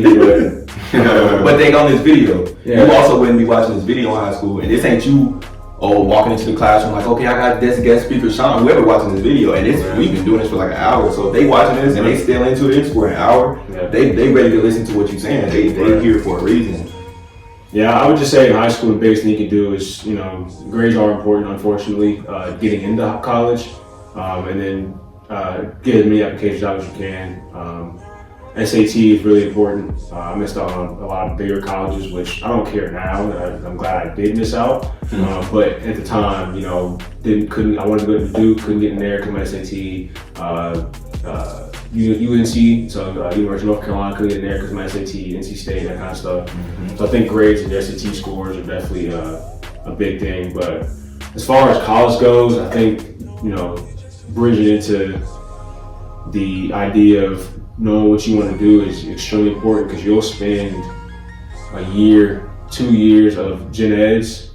Luckily most gen eds transfer to different majors. But once you get to your sophomore year, you kind of have to know what major you want to do at that point because you'll spend thousands and thousands of dollars at universities trying to figure out what you want to do, and you'll keep switching majors and you'll be in college for 7 years. They'll keep taking your money. They'll switch your major anytime you want to. He can go switch his major right now. Yeah. They'll let you. They won't try to talk you out of it. I'm telling you, the biggest thing that they'll take advantage of you is if you don't know what you want to do, advisors will tell you to take every class in the book. Like there's been so many times I will go into my advising book because for UNC Charlotte, every time you get to like halfway through the semester, they put a lock on your sign up ability. So you can't sign up for classes until you talk to an advisor. So every semester I go into an advisor. I've had like 5 advisors at this point. I go in there every time and they have no idea what I need to take. And that's why it took me 5.5 years to get to the point I'm at now, because when I was in community college, I transferred in. So no, I'm not perfect. I didn't get to university off the rip. My GPA wasn't that high. My SAT scores weren't the best. So I went from Central Piedmont Community College to a university, and I didn't know how my classes work. I didn't know what exactly to take, and I lost a whole year of classes listening to advisors. So some are out there to help you, but it's very important for you to know what major you want to get into, because it will make it a whole lot clearer if you know exactly what you need to take. You'll be able to fast track everything. So I think, and that's luckily I'm the oldest, sometimes unluckily, but my brothers learned and my parents learned from my mistakes on, just how to get through college. So like my middle brother, who's 2 years younger than me, graduated college before me because they knew how to get him through as fast as possible. So I'm happy for him for that. Shout out Eric. So yeah, shout out to Eric, man. He got, big degree, digital marketing, so proud of him. But I think that's just the biggest thing is knowing what major you want to do, because you do not have time like people say you do. Now, unless your parents are millionaires. I was about to say, you got time if you got money. Yeah, most people don't got money, that's why they in college. It will definitely apply for as many scholarships as you can. I'm telling you, like, even if it's a $250 scholarship, over and over, it adds up, because college is expensive, especially your books. Let me say this. A couple things I didn't know about college that I learned. 1, scholarships. People used to tell me that apply to scholarship, apply to scholarship, apply to scholarships. Bro, applying to a scholarship is basically like trying to win sweepstakes. Like, it's not like, okay, you got the highest GPA so you win. No, it's like we put all these names in the hat and we're gonna pick one or two, and they gonna get $250. Yeah. So that's why he's saying put your name in 1,000 hats. Don't just put your name in the $5,000 scholarship or the $20,000 scholarship because you got good grades, because you're not gonna win that one. I can promise you. Like, those 20, you don't even know nobody who's gonna win it. Like, you have to be literally perfect, write a 10-page paper on why you deserve it. You have to be in a certain situation. Immaculate. Like you said, you gotta have a certain situation, you gotta have a certain background. Your parents gotta have this, your income gotta be this. Like, it's a lot more into it than just grades. And another thing I didn't know was how important grades was, because school, like high school, middle school, it wasn't that hard for me personally. I wasn't even paying attention, and I was still A's and B's. As long as I got A's and B's, I was good. Don't do that, because I'm telling you, any school that you want to go to, do not tolerate A's and B's. And I did not know that. I think I graduated high school with 3.6, 3.62. You know what I'm saying? That's straight. That's. I felt like that was good. That was real good. No, I'm trying to go into the schools I want to go to. Like he said, NC State, Duke, Chapel Hill. I'm trying to go to them schools. I'm looking at their thing, right? Go do this now. Actually, do this now so that you know what your GPA needs to be. Any school that you think you want to go to. NC State, I took the tour up there. I'm like, oh yeah, they said this is where I want to be. They got the Apple Store and they look there. I'm like, yeah, this big old campus. This is where I want to be at. I look up their things. They average GPAs of 4.4. Yeah. That's over a 4.0. A 4.0 is straight A's. So you got to be doing straight A's for years, bro. Yeah, and you got to take AP classes. And to get them up past the 4.0, they're average. And you got to notice that average means that there's a lot of people above that. Right. Yeah, there's people above that. You feel me? So like, their average is a 4.4. Their average Duke 4.6. Yeah. I've never seen no high school like that under a 4.0 average GPA. You look up their average SAT scores, it's a little bit further from perfect. Like, you gotta really be on your stuff. And if high school is not hard for you, bro, just get the straight A's. Like, if you can, I'm telling you, get them, because nobody told me that. Everybody told me as long as you don't get on C, you good. Yeah. And you will graduate and you will be good. But if you want to take that anywhere else, any further, you need to, Yeah, I think the biggest thing you can do is, if your grades aren't the best, or you are financially strapped, or your parents financially, struggling, and you don't know what you want to do, just go to community college. You can get all your gen eds done in literally 1 year. I'm talking about like your English, your I think it's what, pre-calc is another gen ed, your arts, your histories. You can do that for a year. That'll let you, because community college is just like every other university. It's just not, you don't get all the campus life. That's what you're paying for in your university, is campus life. Literally. But the classes themselves will let you know if you're ready for college or not. You can literally do a semester and be like, okay, I can't do this. I can. It's easy, difficult, whatever. But that way you're paying. I think if you do a year of community college, I think the total is like $3,000 for all your classes. Maybe probably less if you do it. And I think another biggest thing is don't buy books. Go online. You can download them all. I promise you. I think my first 2 years, I had no idea you could just go on the internet and download a book you need. So I haven't bought a book for any of my classes in 2 years. So, unless it's like a lot of our tech classes, they make you subscribe to websites.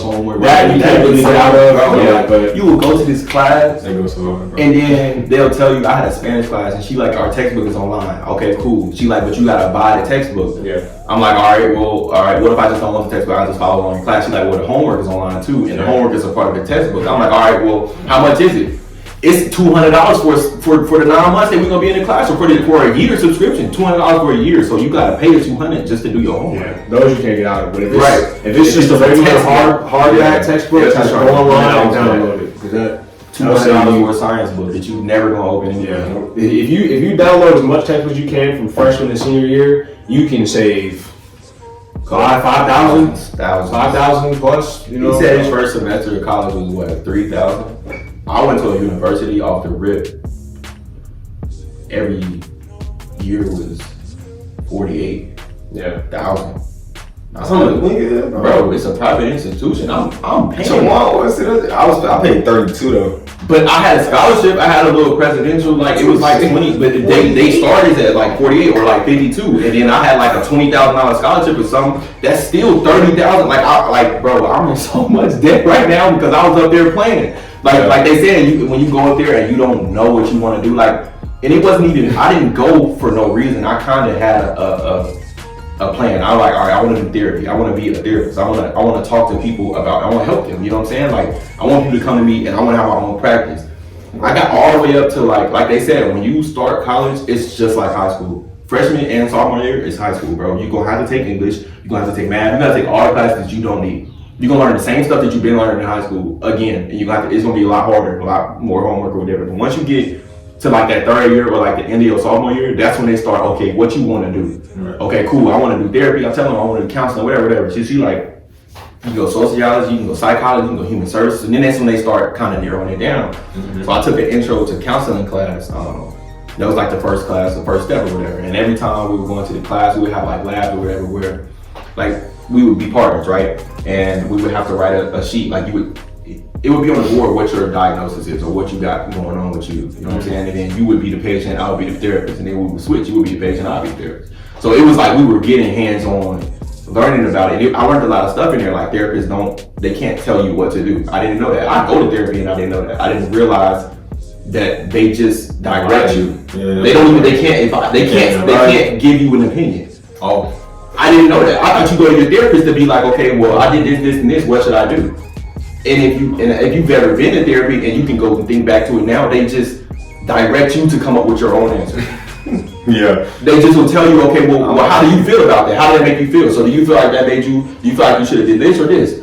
Okay, well, if you feel like you should have did this, what do you think could have stopped? Like they just gonna redirect questions at you that you already got. Mm-hmm. You already got the answer, you just don't know it, so they pull it out of you. And that was cool. Like it just blew me, and that was just so fascinating. Like I was into it, so now I know I'm here. I'm doing this. And I went to my advisor and I told her, and I was so excited, bro. And then she came back to me and she was like, all right, cool. So she looked on the computer. Like you said, they don't never know the classes off the top of their head. They always gotta go look through the book or look through the system and see what class. So what we doing on that? Bro, she's like, okay, so where do you want to go with this? And I told her, like, I want to have my own practice. You know what I'm saying? I know I got to start somewhere. I got to start in a facility, whatever. She was like, yeah, you're going to need a master's. Yeah. That's she said that. When she said that, everything kind of just went out the window because I already knew that I was barely going to make the 4 years. I knew that I wasn't going to graduate in 4 years. I had messed up freshman year. So I was already going to graduate in about 5, maybe 5.5. So to add 4 more or 2 more on top of it, whatever I need, I'm like, bro, I definitely cannot leave this school and go to another one. I knew that wasn't an option. So now I'm trying to think, okay, what do I want to do? So now, like you said, everything that I've been pinpointed on has just went down the drain. Yeah, harsh reality right there. And if I would have just listened to the people that was telling me, like he said, apply to 1,000 colleges, bro. I literally applied to Wingate and ECU. That's it. I only went on 2 tours. I went to ECU. I didn't even go to ECU. I went to Wingate and I went to NC State. And I tried to apply for NC State. It was too low. They won't even let you apply. And you gotta pay. It's like $150 just to apply to their school. And if you know that you ain't got no 4.4, you can waste your money if you want to. But you gotta play sports. You feel me? You gotta be nasty, and you still gotta have the academics because they not playing like. So I was up there wasting a lot of time, and I feel like if I would have just took that advice, because it was countless times where people telling me you need to be taking tours. You know what I'm saying? Like you said, if you a senior, you ain't got no applications in. That was me. I was that senior, and I went to Wingate, and I liked the field. You know what I'm saying? Like how he said they sell you on it. You just go in there, they're only gonna tell you the good stuff. They're gonna show you the best dorm. They're gonna show you the best of the best of the best that they have to offer, whatever. And I was cool with that. I'm like, okay, this is gonna be perfect for me. Like this is small, it ain't too far from the crib. So I stopped looking. I was like, I'm here, I'm committed. I applied, they approved me, we good. But no. Now I'm in debt, crazy. Now I could have went and did that at a community college. Yeah. I didn't do anything there but take gen ed classes. The only class that I had to prove for something was the intro to counseling. Mm. And I went all the way through my junior year. I didn't do my second semester my junior year. So I probably got 3 semesters left, and I still haven't done anything. I was taking like biomed, like I was just taking gen ed classes and struggling and paying money. Like I said, that was $40,000 a year. Not bad. I went for 3 years. Like now I'm just paying it back. Now I'm just student debt and nothing to show for it. And even if I was to go back, I don't know if it would be worth it because you said that now. When I was 2 years ago, I was in the same position. And now I want to finish my degree. So it's like, I just give it time, or I wouldn't, because what you want to do. My ex-girlfriend is going through it right now. She's getting her master's now, like to become a. It's called it's called MY. It's like a thing you get on your Oh, like the certificate, like PhD, like you Right, yeah, certificate. PhD or W or I get what you're something. saying, You know what I'm saying? But and it's like a step after that too. You can get your PhD in it, I think. So it does go far in it. Right. But as I said earlier in the pod, connections are gold. Like she got her degree and got out, and it didn't help her because she didn't know nobody. She was scared to talk to people all year in college. Right. You know, it was just me and my shorty, me and her. She had friends a little bit, but they were party friends. Nobody that could tell her that she don't listen. That would be right. So I would just encourage people. You don't have to go to college, bro, but if you want to, make sure you meet people, bro. I don't care what, just meet people, bro. That's where college is literally, you're going to meet everybody from around the world. Even if you don't want to meet them, you're going to meet them. I know people that was in my class that was from France, you know, like that was like from France. They don't know no English. They only hear because they play sports. So they'll tell, like they type it to me on their phone, like, can you tell me what the teacher just said? So like I'm already having this conversation with the dude. I got his number, like ask them what they're doing. Cause they live a whole different culture. Like he said, if you go to college and don't make no connections, you wasted your time, bro. Super wasted. Even if you got a degree, you still wasted your time. Yeah, it don't matter what degree you get. If you don't know nobody when you get You out, don't get a job. So I know And some degrees are easier than others. So like a lot of people do business, but there's people who do business, graduate with no connection, and they wait 2 years to get a job. And then there's that person who's been doing connections freshman, sophomore, junior, senior year. And as soon as they get out, they got a 6-figure job waiting for them because they've been making those connections, doing internships. before they get out, whatever, right? They already be working. They be working the last semester of college, you know, like they'll be up there, full credit hours, and then going to work. Now I was gonna say, I know Sean can weigh in a little bit on that. I know we talked about that recently about you you're like close to graduating now, and other people that are in your class currently that are that just kind of going through the motions, right? Not making any connections, and now things are real critical when you're in they're in the engineering program in their 5th year and they're about to actually get their degree, and you don't know anybody, you don't have no job lined up. Jobs ain't coming to hit you up, bro. I mean, you gotta hit jobs up, you gotta talk to people, you gotta somehow get in there where they notice you, and you just gotta apply pressure to a bunch of different corporations, whatever, and hopefully you hit one. Somebody hit you back. You get some interviews, get some internships. A lot of people don't do internships either, which actually lead to connections. That's what I was saying. I know plenty of people in college. Full-time offers. Yeah, exactly. People laugh at people that do internships and internships. And you gonna work for free? You want to work for free, bro? You want to do all that? You getting coffee for free, but when I get out, right? they know It's not gonna always be free. They not gonna call you, and you got the same degree I got. Yeah.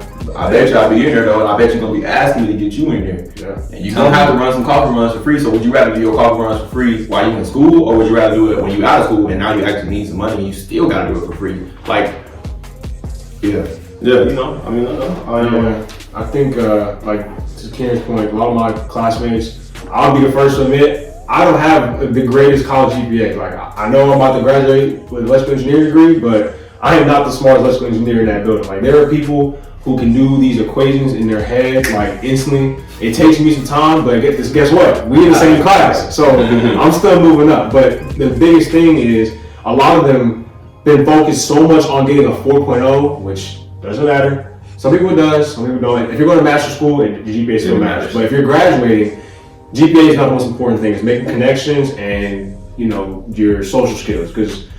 So right now I have an internship while I'm in school, and when I get out, I plan on working for them. So I already have that lined up. So I don't have to go through interviews. I don't have to meet with anybody else. So the biggest thing you can do is just make connections, because there are people for example, one of my classes, senior design, we're on a team design a project.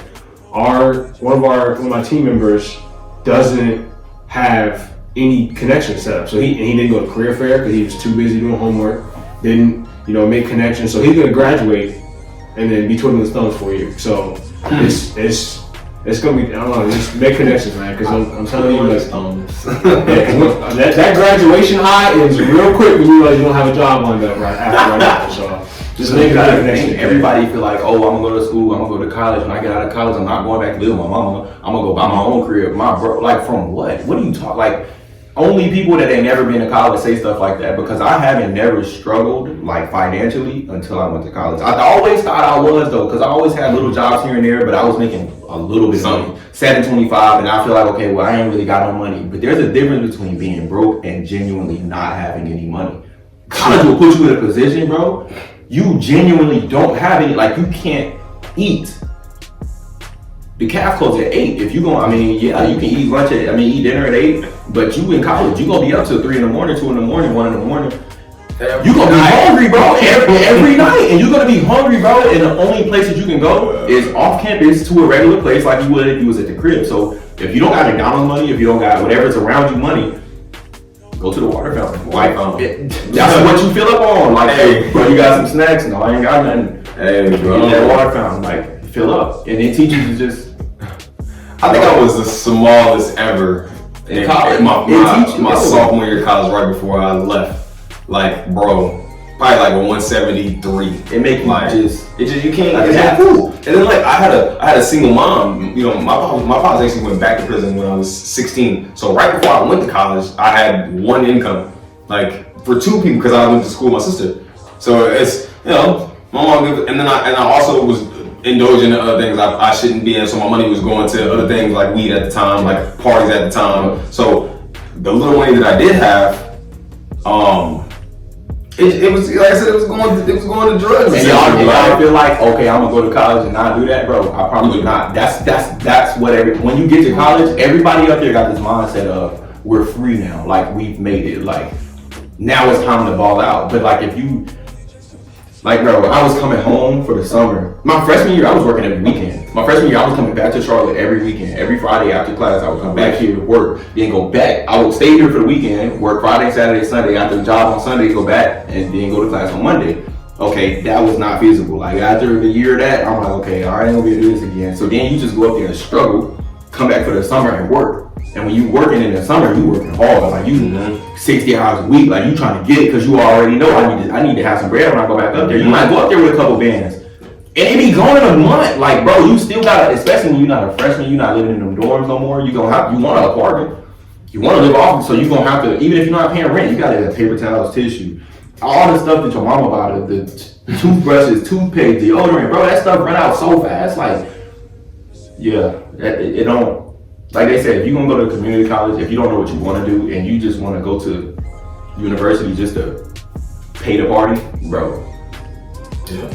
You can go party up there with them on weekends. You can go to community college and go to that same university and go up there having parties. You can go to their classes for real. They don't even like. It ain't like when you get on campus, they gonna get the. No, but you feel me? You can. I don't know. It's not like when you get there, they gonna know. Okay, you don't go here because you ain't. No, everybody look the same. So you can walk in there and just walk into a regular class, and they will never know that you ain't supposed to be there. Don't nobody take attendance. Like, so you being on their campus ain't just this big, huge. No, you know what I'm saying? Oh, you don't bring no firearms, you bring no drugs and nothing like that. You coming over there for the right reasons. They not gonna beef with you. Yeah, I forget the exact term, but you're allowed to sit in class because really you're paying for the credit and the paper when you go to college. Right. Anyone can sit on any class. Because they're not gonna get that paper that you get. So if you wanted to just go sit in on a biology class and see if that's really what you want to do, just go in there and sit in the back, bro. That's a good point. That's what I would advise. I'm gonna be honest with you, I didn't know you could do that, but I did know, not the actual class, and I did know you could just walk on campus, and campus are open. Like, right. People walk on our campus all the time. No one, you probably didn't go. Some dudes look like they don't go. They walk around no book bag on. No book bag, they just walking. He doesn't even go here. I know he doesn't go looking for something. Like, you know what I'm saying? So it's like, but I would advise, that was a great point that they just said, though, family, like, definitely, if you don't know what you want to do, go to community college, and then I would say this, I would try to get my partying out as much as possible before college, and then maybe your freshman year, because after that, it's just like, that stuff is just such a distraction, like, because parties are always going to be going on. Thursday night, because the party it's on the weekend, it's Thursday night, nobody has classes Friday. So I'm going to get it Thursday night, I'm already, as soon as you out of class at 3 o'clock on Thursday night, I'm out there, trying to hit the liquor store. Yeah, you feel me? I mean, you know, so it's a discipline that coming in. That's why I said, I'll be transparent. I don't think I was even ready for college at the time, man. You don't have no discipline. You gotta build discipline and figure out what's most important, bro. That party and stuff, if you do it enough, you realize that you can get nothing from it. You know what I'm saying? So, I mean, it's fun and stuff. You need a break sometime, bro, but that's not something that, I'm not doing that every weekend, every weekend. That's a once a month type thing. And they'll take it from leaving from campus, and then they be like, okay, it's a party in Charlotte, it's a party in the next city, and then now y'all, you know what I'm saying, Thursday night, y'all packing up the car, heading to the next city, and now y'all getting into something else. You feel me? You might have to go to a school, y'all might go to the club, like y'all might literally go do something that you could have did without college. Like, you don't gotta pay to be in those environments. That's what I'm saying. I felt like I was paying to be in those environments, and I don't even party. I probably can count on my hand how many parties I went to. It had to be a big occasion, homecoming or something. Like, it had to be something for me to step out. But I still wasn't making no connections like that.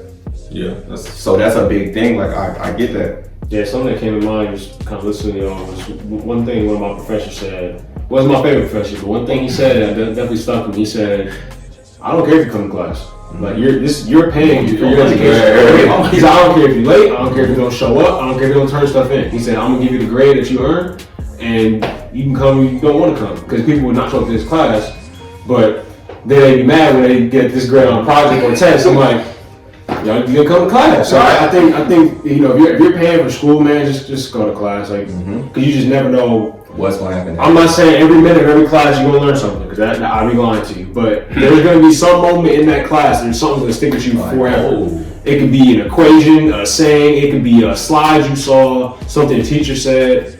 It could be something. So those little moments add up over, you know, however many years you're in college. But just if you're paying for school, just go to class. Like, it's definitely gonna be days I didn't go to class. There's gonna be classes that you don't have to go to class. But I think if you're really trying to get somewhere, definitely, you know, just, you know, earn what you're paying for, basically. Yeah. I know a lot of professors like that. Majority of the professors I had, honestly, I only had maybe 2 or 3 of them that was like, okay, I'm taking attendance. Like, y'all need to come. Most of them, they would tell you first day, like I said, I had this one teacher, I'll never forget, criminology, and it was at 8 a.m. Y'all know how 8 a.m. goes. So, and this wasn't even my freshman year. So we all sophomores and juniors in here at 8 a.m. So he told us, he like, listen, I already know y'all not gonna come. He like, and that's fine. I don't care if y'all come or not. And he said, because just to be completely transparent, some of y'all are smart enough not to have to come. All this work is online. It's all on the Canvas or Blackboard, whatever we was using. Some of y'all are smart enough to just read it, answer the question, get the grade, and take the test. Like, you don't have to come here to do these work. So if you were that student, then do that. You don't have to come here. I don't want to waste your time. I don't want you to waste mine. I don't want you to be in here bored, going to sleep, distracting other people. Right. But he was like, if you feel like that's you, and like he said, at the end of the semester, you can't come to me like, yo, can you help me out? I need 2-3 points. Like, no, you should have been here. If you was in here, maybe we could have figured out why you don't have those 2 or 3 points. So we could have been teaching. I could have seen how much you really care about this. But I haven't seen you all semester. But most of them are like that. And like he said, on them days where you tired or I just got a 15-page paper in this class, and now I got another class in 10 minutes, and I gotta go here, and it's already boring. It's like, right, you gotta go. And most teachers don't care.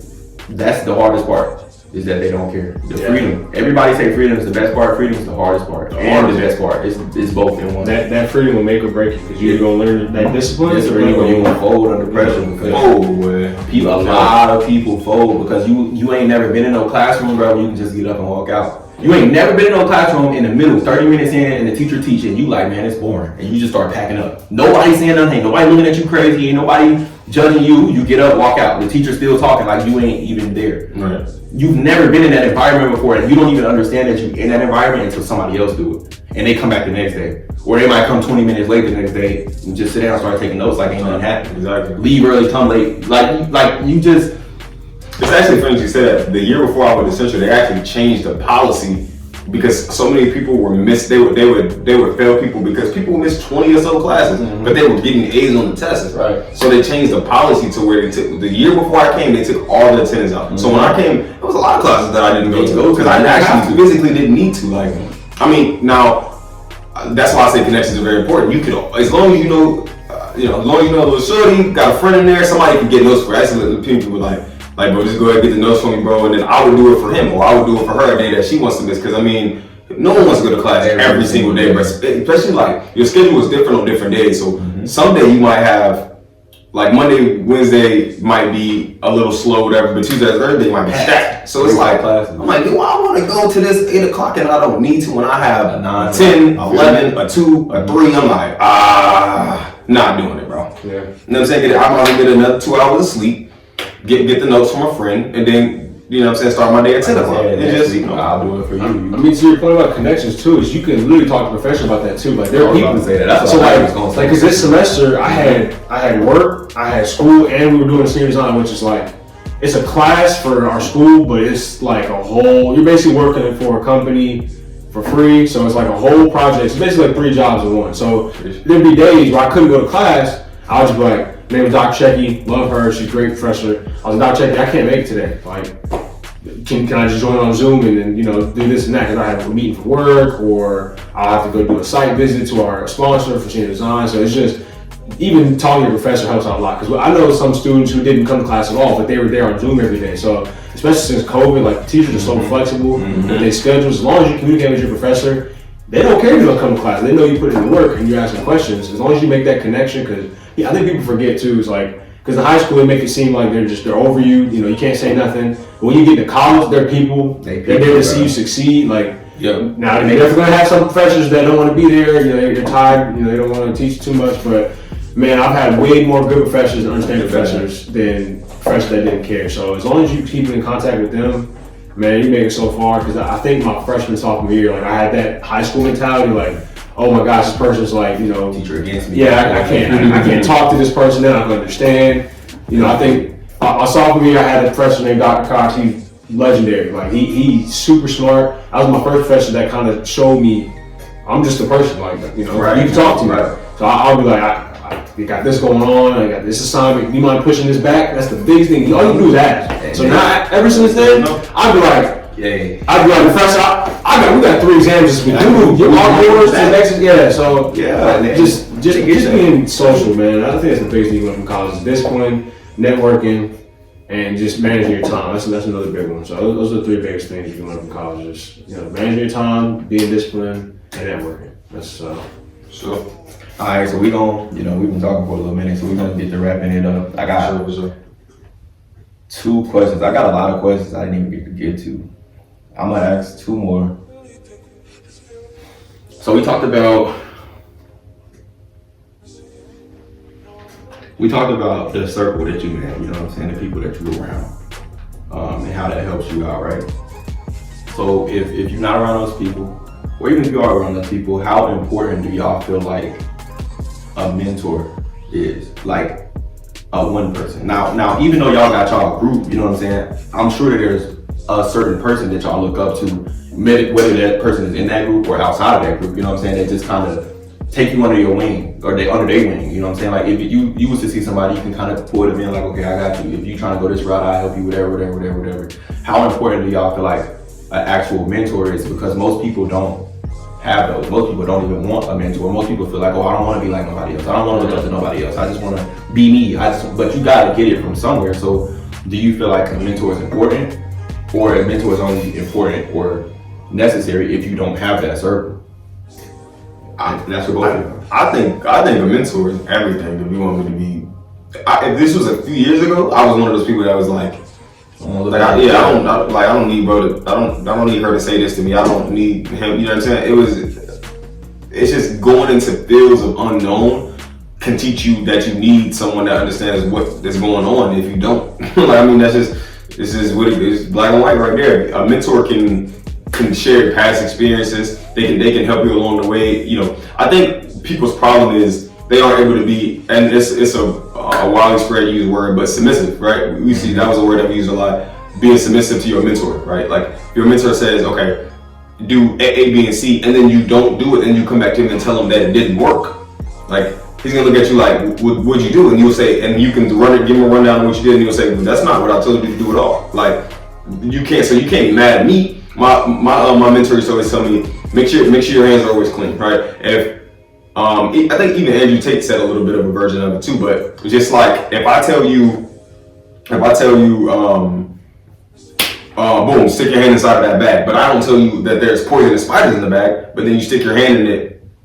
Okay, now you're infected with poison, you could die. But if I tell you there's poisonous snakes in there and you stick your hand in there anyway, I've already done what I could have done. Then you've made your own decision. So like, mentors can direct you in a certain way, but you're gonna do what you want to do. But I just think that guidance when you don't know what you're capable of, or where you want to go, or what you want to do, mentor is everything. Groups are really good, I think.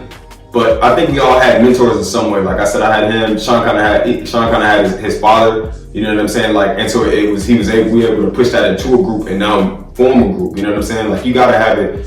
Even my mom. I mean, it's not that we had a bunch of talks over the years, but just seeing things that she's done that I learned from, even mistakes that they had that I learned from, just different stuff like that. I mean, mentors aren't perfect, but they're definitely, I think they're necessary, and I think everyone should have one. Yeah, I think, going up what Kieran said, a mentor is equally, if not more important, because, I didn't get the idea of starting a group from just out of nowhere. Like, my dad has a group with his friends that he looks up to and that he has, grown with. So I was like, why can't I do that? Like, they started, late because they didn't know any better, but I can start now. So, my dad's been, big help. I think if your parent is your mentor, I think it goes more into the equal as to having your friend group, because, there's that moment where you think, you don't know. They've already been through what you've been through. It's just, I don't know what it is, man. It's just, you just think, you're my dad, you don't know what I'm saying. Yeah, so I think that at that point, it's really good to have peers around you that are saying the same thing, because for whatever reason, I don't know what the reason is behind it, but you listen to them, even though they said the same thing. So, like, a lot of times I'm like, well, maybe you need to hear it from someone else besides me, and that's when you learn. So I think that's when it's just as important as to have a peer group as your mentor. But if your mentor is someone that you really look up to, I think, even learning from them is important, and, having that friend group. So I think they go hand in hand, but mentor definitely comes first, because, to those, might be some of you out there, I think, I don't need to learn from anybody. Most people's goals have been achieved by someone at some point, so it's like, everybody's different, but I don't see a way, how you're gonna get somewhere that someone hasn't already been. Now, if you're trying to figure out how to, make a spaceship in space, then sure, you might not have a mentor, but but there's still people out there, scientists, that can guide you on how to go in that direction. So there's still, back to what I was, said before, it's just, you can learn from anybody. So just, make sure you keep that in mind. So I think, answer this question as plain as I can. Mentor and having a group that, you can build with are as important, if not one more than the other, but they definitely go hand in hand. It's very important. So. Okay, cool. Last question, and this might be a harder question, simpler question, which I'm going to have to think a little bit more. Y'all been in a lot of rooms, y'all been in a lot of environments, y'all have met a lot of people, y'all know a lot of successful people. Y'all been doing this for a little minute. So out of everything that y'all done heard, everything y'all done seen, out of all the groups, all the places y'all been in, what's the best piece of advice that you ever heard? Like that one saying, like, oh, I ain't never heard that before, but I like that. Like, it just made, you know what I'm saying? Like that one thing that you might not even use it for yourself no more. You know what I'm saying? It might, when you heard it back then, it might have been something you was dealing with, but it still sticks with you today. Like, that's the piece of advice you give to most people. Most of the time when people ask you something, I'm gonna give you this because that's what they gave to me. If y'all want me to start, I can tell y'all. Yeah, you go ahead. I'm still thinking. No, I got one. But you go ahead. No, you go ahead. Oh, you want? No, yeah. I love to say, you got a lot. That's why I've been yeah, like he talk with expressions and I love, because we used to say so many different ones, but I would say, it's kind of like 1.5, because I do have a favorite one, and then I have one that's like, to answer your question. So my favorite one is kind of like, I love that you turn what you tune into, like, kind of what you feeding yourself, exactly what you will be, because that's just how humans are programmed, I personally feel like.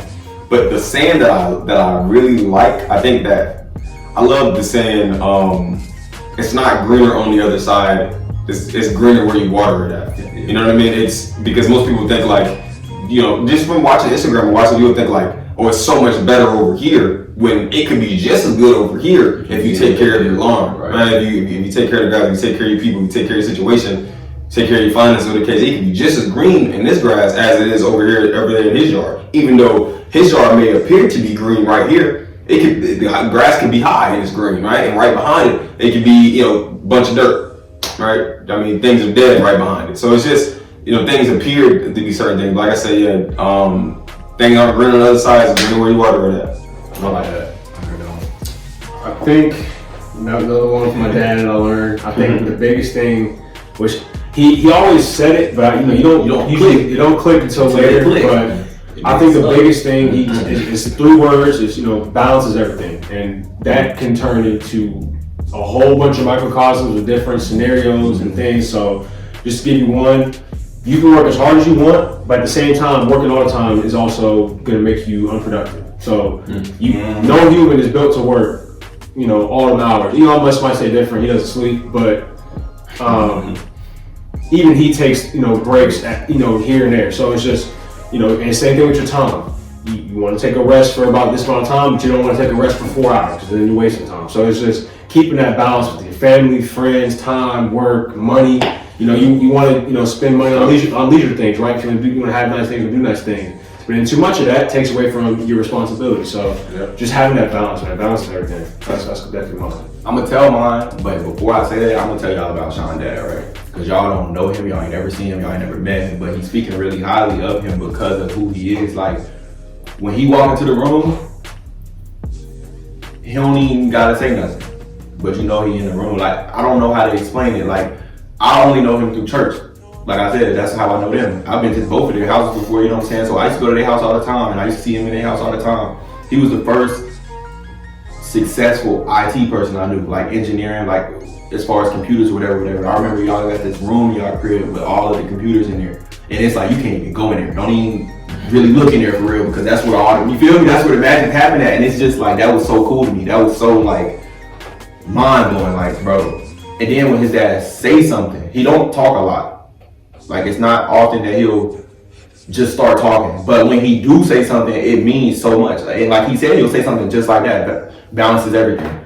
But then when you understand, like he just said, you gotta weigh your time versus your work. You gotta weigh your family versus your life. You gotta weigh your dreams versus your goals. You gotta weigh work life versus relationship life. Like, it's so much stuff that you gotta do. But if you find that balance, then yeah, you will be at peace. Like, that makes so much sense. But like, I don't know.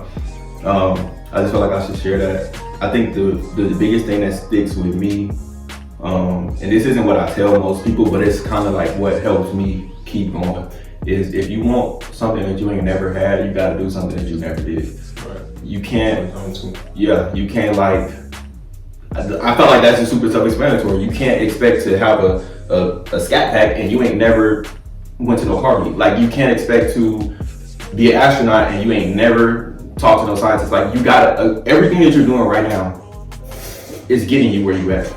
So even though you're doing everything right, everybody feels like they're doing everything right, ain't nobody doing nothing wrong. So since you're doing everything right now, that's producing what you got. So if you want something more, if you want more money, if you want whatever, you're gonna have to do more. You're gonna have to work harder. You're gonna have to stop doing what you're doing or add on to what you're doing. And most people don't understand that. They feel like they can substitute. So like, if that's everything they're doing in the circle, they feel like they can take this ball out and put that ball back in. No, you gotta add more to it. You gotta change that. It might not be a triangle no more. You might have to change it into a square. You might have to change it into a rectangle. Like, you have to do something that you've never done before. Like, you gotta get uncomfortable, basically. So that's really what sticks to me the most. And I like that the grass is greener where you water it. I like that. I think I made a video about that already.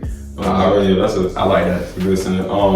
Me and Sean also had another sentence. We used to say that, I guess I'm with each other a little bit, just being, I remember telling Sean when he was first, one sentence was a couple years ago. I was telling like, just get like, comfortable with being uncomfortable. Like, in whatever situation, because that's the only way you change. Like, I love sports. I love football because it's a game of life, but you can use it in any sports, but football, for instance, actually we use basketball for this.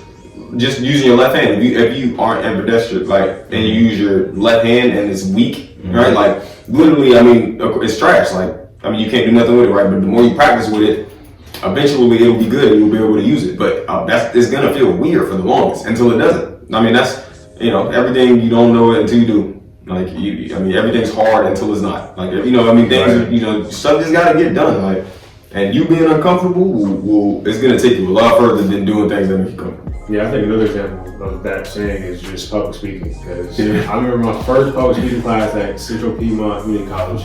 Man, I was terrible. Like, it was only like 15 of us in there. It was like maybe even less. But like, I would stutter. I would be looking, have a bunch of aneurysms. Just be, just be moving around. It's just like, reading off the slides. And then now where I'm at now is like, I'm not perfect. I still get nervous, still get butterflies, but I'm a lot more, Now, definitely, you got to be more knowledgeable what you're talking about, because if you're not, then you're going to fumble anyway. But if you're knowledgeable what you're talking about and you keep practicing public speaking over and over, man, I've had meetings in front of people I would never think I could talk in front of just because of the status that they're at. So it's definitely, public speaking is definitely a big one. So just, or just working certain hours. If you're not comfortable working a certain job, like, or going to certain places, you gotta be comfortable with it. So Another one. Every man has two lives, and the second one starts when he realizes that he only got one.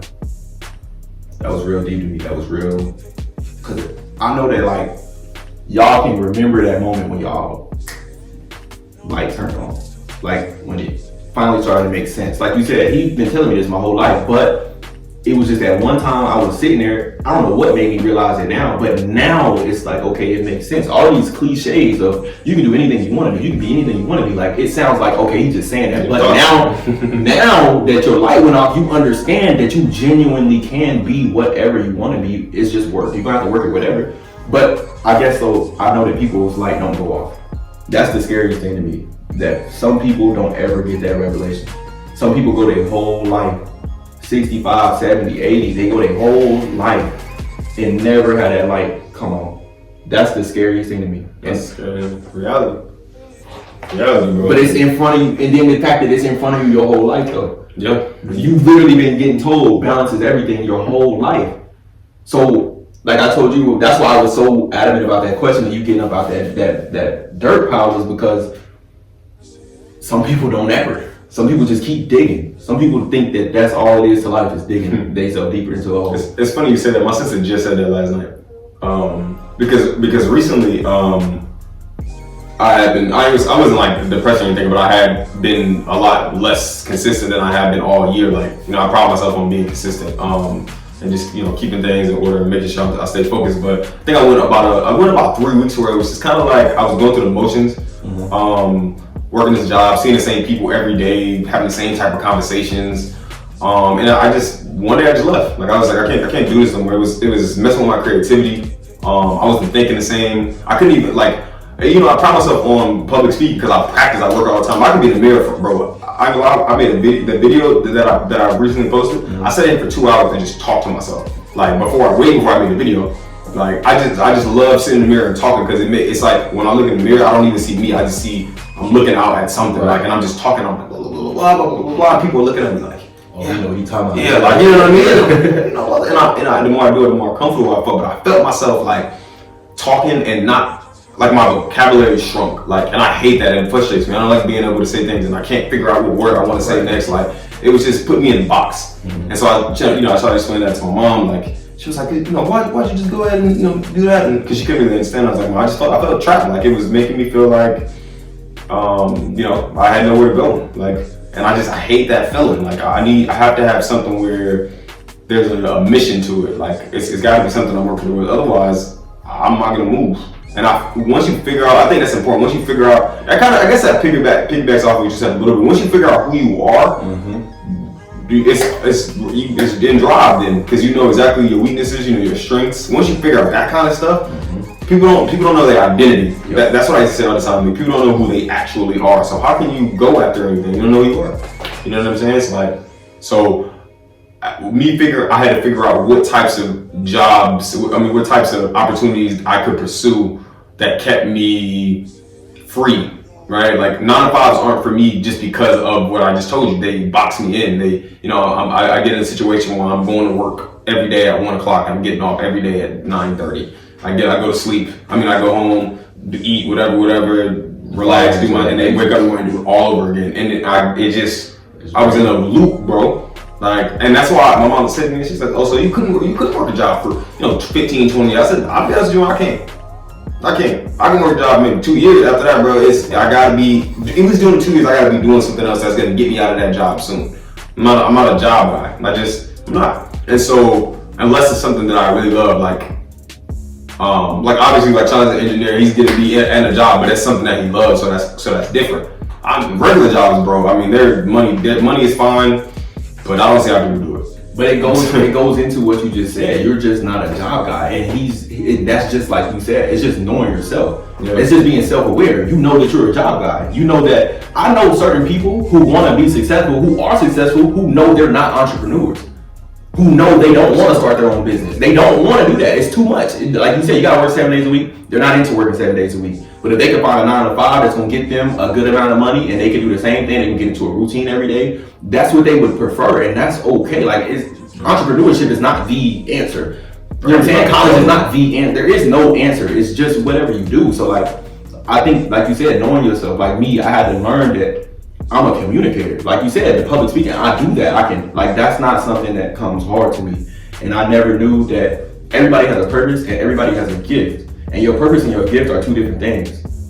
And I never knew that. Like, your gift is what you do without knowing that you do. What you're so good at. You're so talented at this one thing, you don't even know that you have it.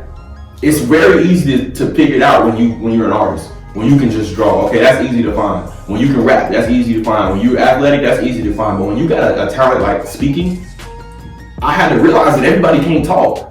I had to realize that I'm telling people, I'm like, bro, why is it so hard for you to just tell me what you're thinking? Like, there's no way you over there crying about, like, you frustrated because you can't talk. Like, but then I had to realize that's just my gift. So you gotta think, this is the best way that somebody taught me to learn your gift. What does everybody come to you about? All your friends, anybody that's close to you, anybody that knows you, they all call you about the same thing because they know that's what you're good at. Just like you, when you, okay, I need this. I know exactly who to call for this because that's their specialty. So what is everybody calling you about? Me personally, everybody always called me with their problems. I was always the mediator. Whenever they was having relationship problems, they might have problems at work, they might be having problems at school. It seems like they always tell me I know what to say. I always got the right thing to say, so they always call me. That's where I started, okay, let me pursue this therapy. I like giving advice anyway. It's not hard for me. This is what we're doing right now. I'm just talking. I'm not thinking this out. The phone is off. Like, we didn't even really use this script, but it's just, You've been going though. that's my gift. This is what I do. This is how I'm able to do that, but I might not be passionate about this. That's where people get confused. Just because I can talk don't mean I like to. And I mean, you want to talk for your career. exactly. Don't mean I want to talk all day. Don't mean that this is what I want to do. But once you learn to put your passion and your gift together and find that balance, like he's saying, with the passion and the gift, you got the passion, you got the gift, and you can bring them up and down, and you find that middle ground where you're doing what you're already good at, and you don't learn to like it or love it. Like he said, you can't be stopped. It's like You start, right? it's just consistency at that point. You already know what's gonna happen. It's just I just gotta keep doing it. Yeah, I like one of my favorite rappers, G Herbo said one day. Swerve. So you already know. He's my favorite rapper.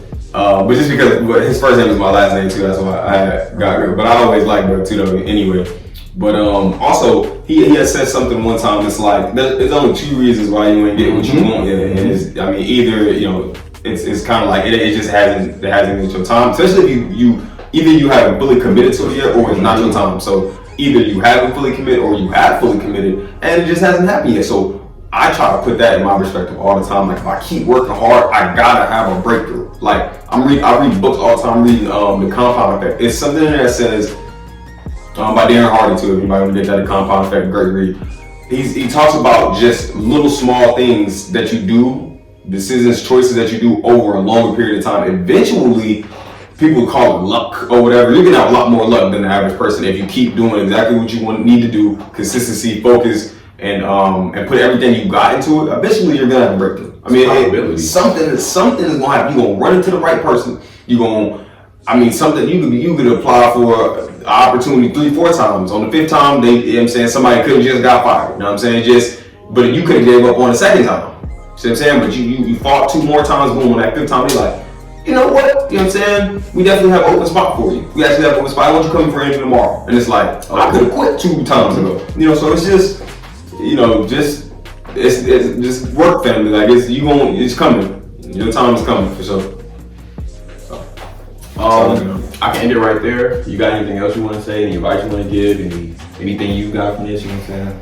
We've been talking for a minute. So I think I said my biggest points. Jordan, appreciate bringing me on. Ken, appreciate you. I appreciate y'all. Yeah, man, it's a good combo, man. All right, let me ask y'all this. Everybody got an emoji on their phone, like the favorite one, the one that you use the most. What's your favorite? Everybody, and it changes all the time.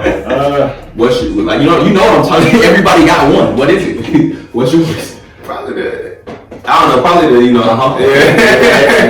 file like this. Okay. So that's what I always do at the end of my videos. I always ask the people what's their favorite emoji, and if you made it this far, drop that emoji down there. Drop one of the flexing emojis. Drop the little dude saying he don't know. It is what it is. You know what I'm saying? And we're gonna get out of here. I can't even see the time. This is well over 2 hours. I know. But this was a real positive conversation with a lot of value in it. So I appreciate y'all for getting this far, and that's gonna do it right there. Big doses. It's the body butter.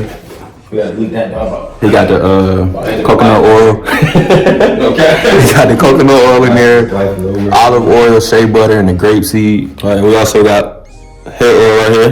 You know what I'm saying? Ingredients in the back. Everything's all natural, all edible, right? So if you eat it, you will not die. Most definitely. We got the beard oil, right? And actually, coming this week, we actually have a lot more products that aren't actually made, right? They're just not. I don't have any in stock, but we also have hair growth serum. Okay. Right? We have we call them brain power pills, but they have zinc in them. Other stuff that kind of just keeps you alert. This is more for the older crowd. Because it's in pill form. We have Kaleido Silver, which is more for your immune system. So we got a lot of things going, family. So definitely tap in. All right, we got whatever you need. Yeah, I'm gonna leave out of here with something. For real.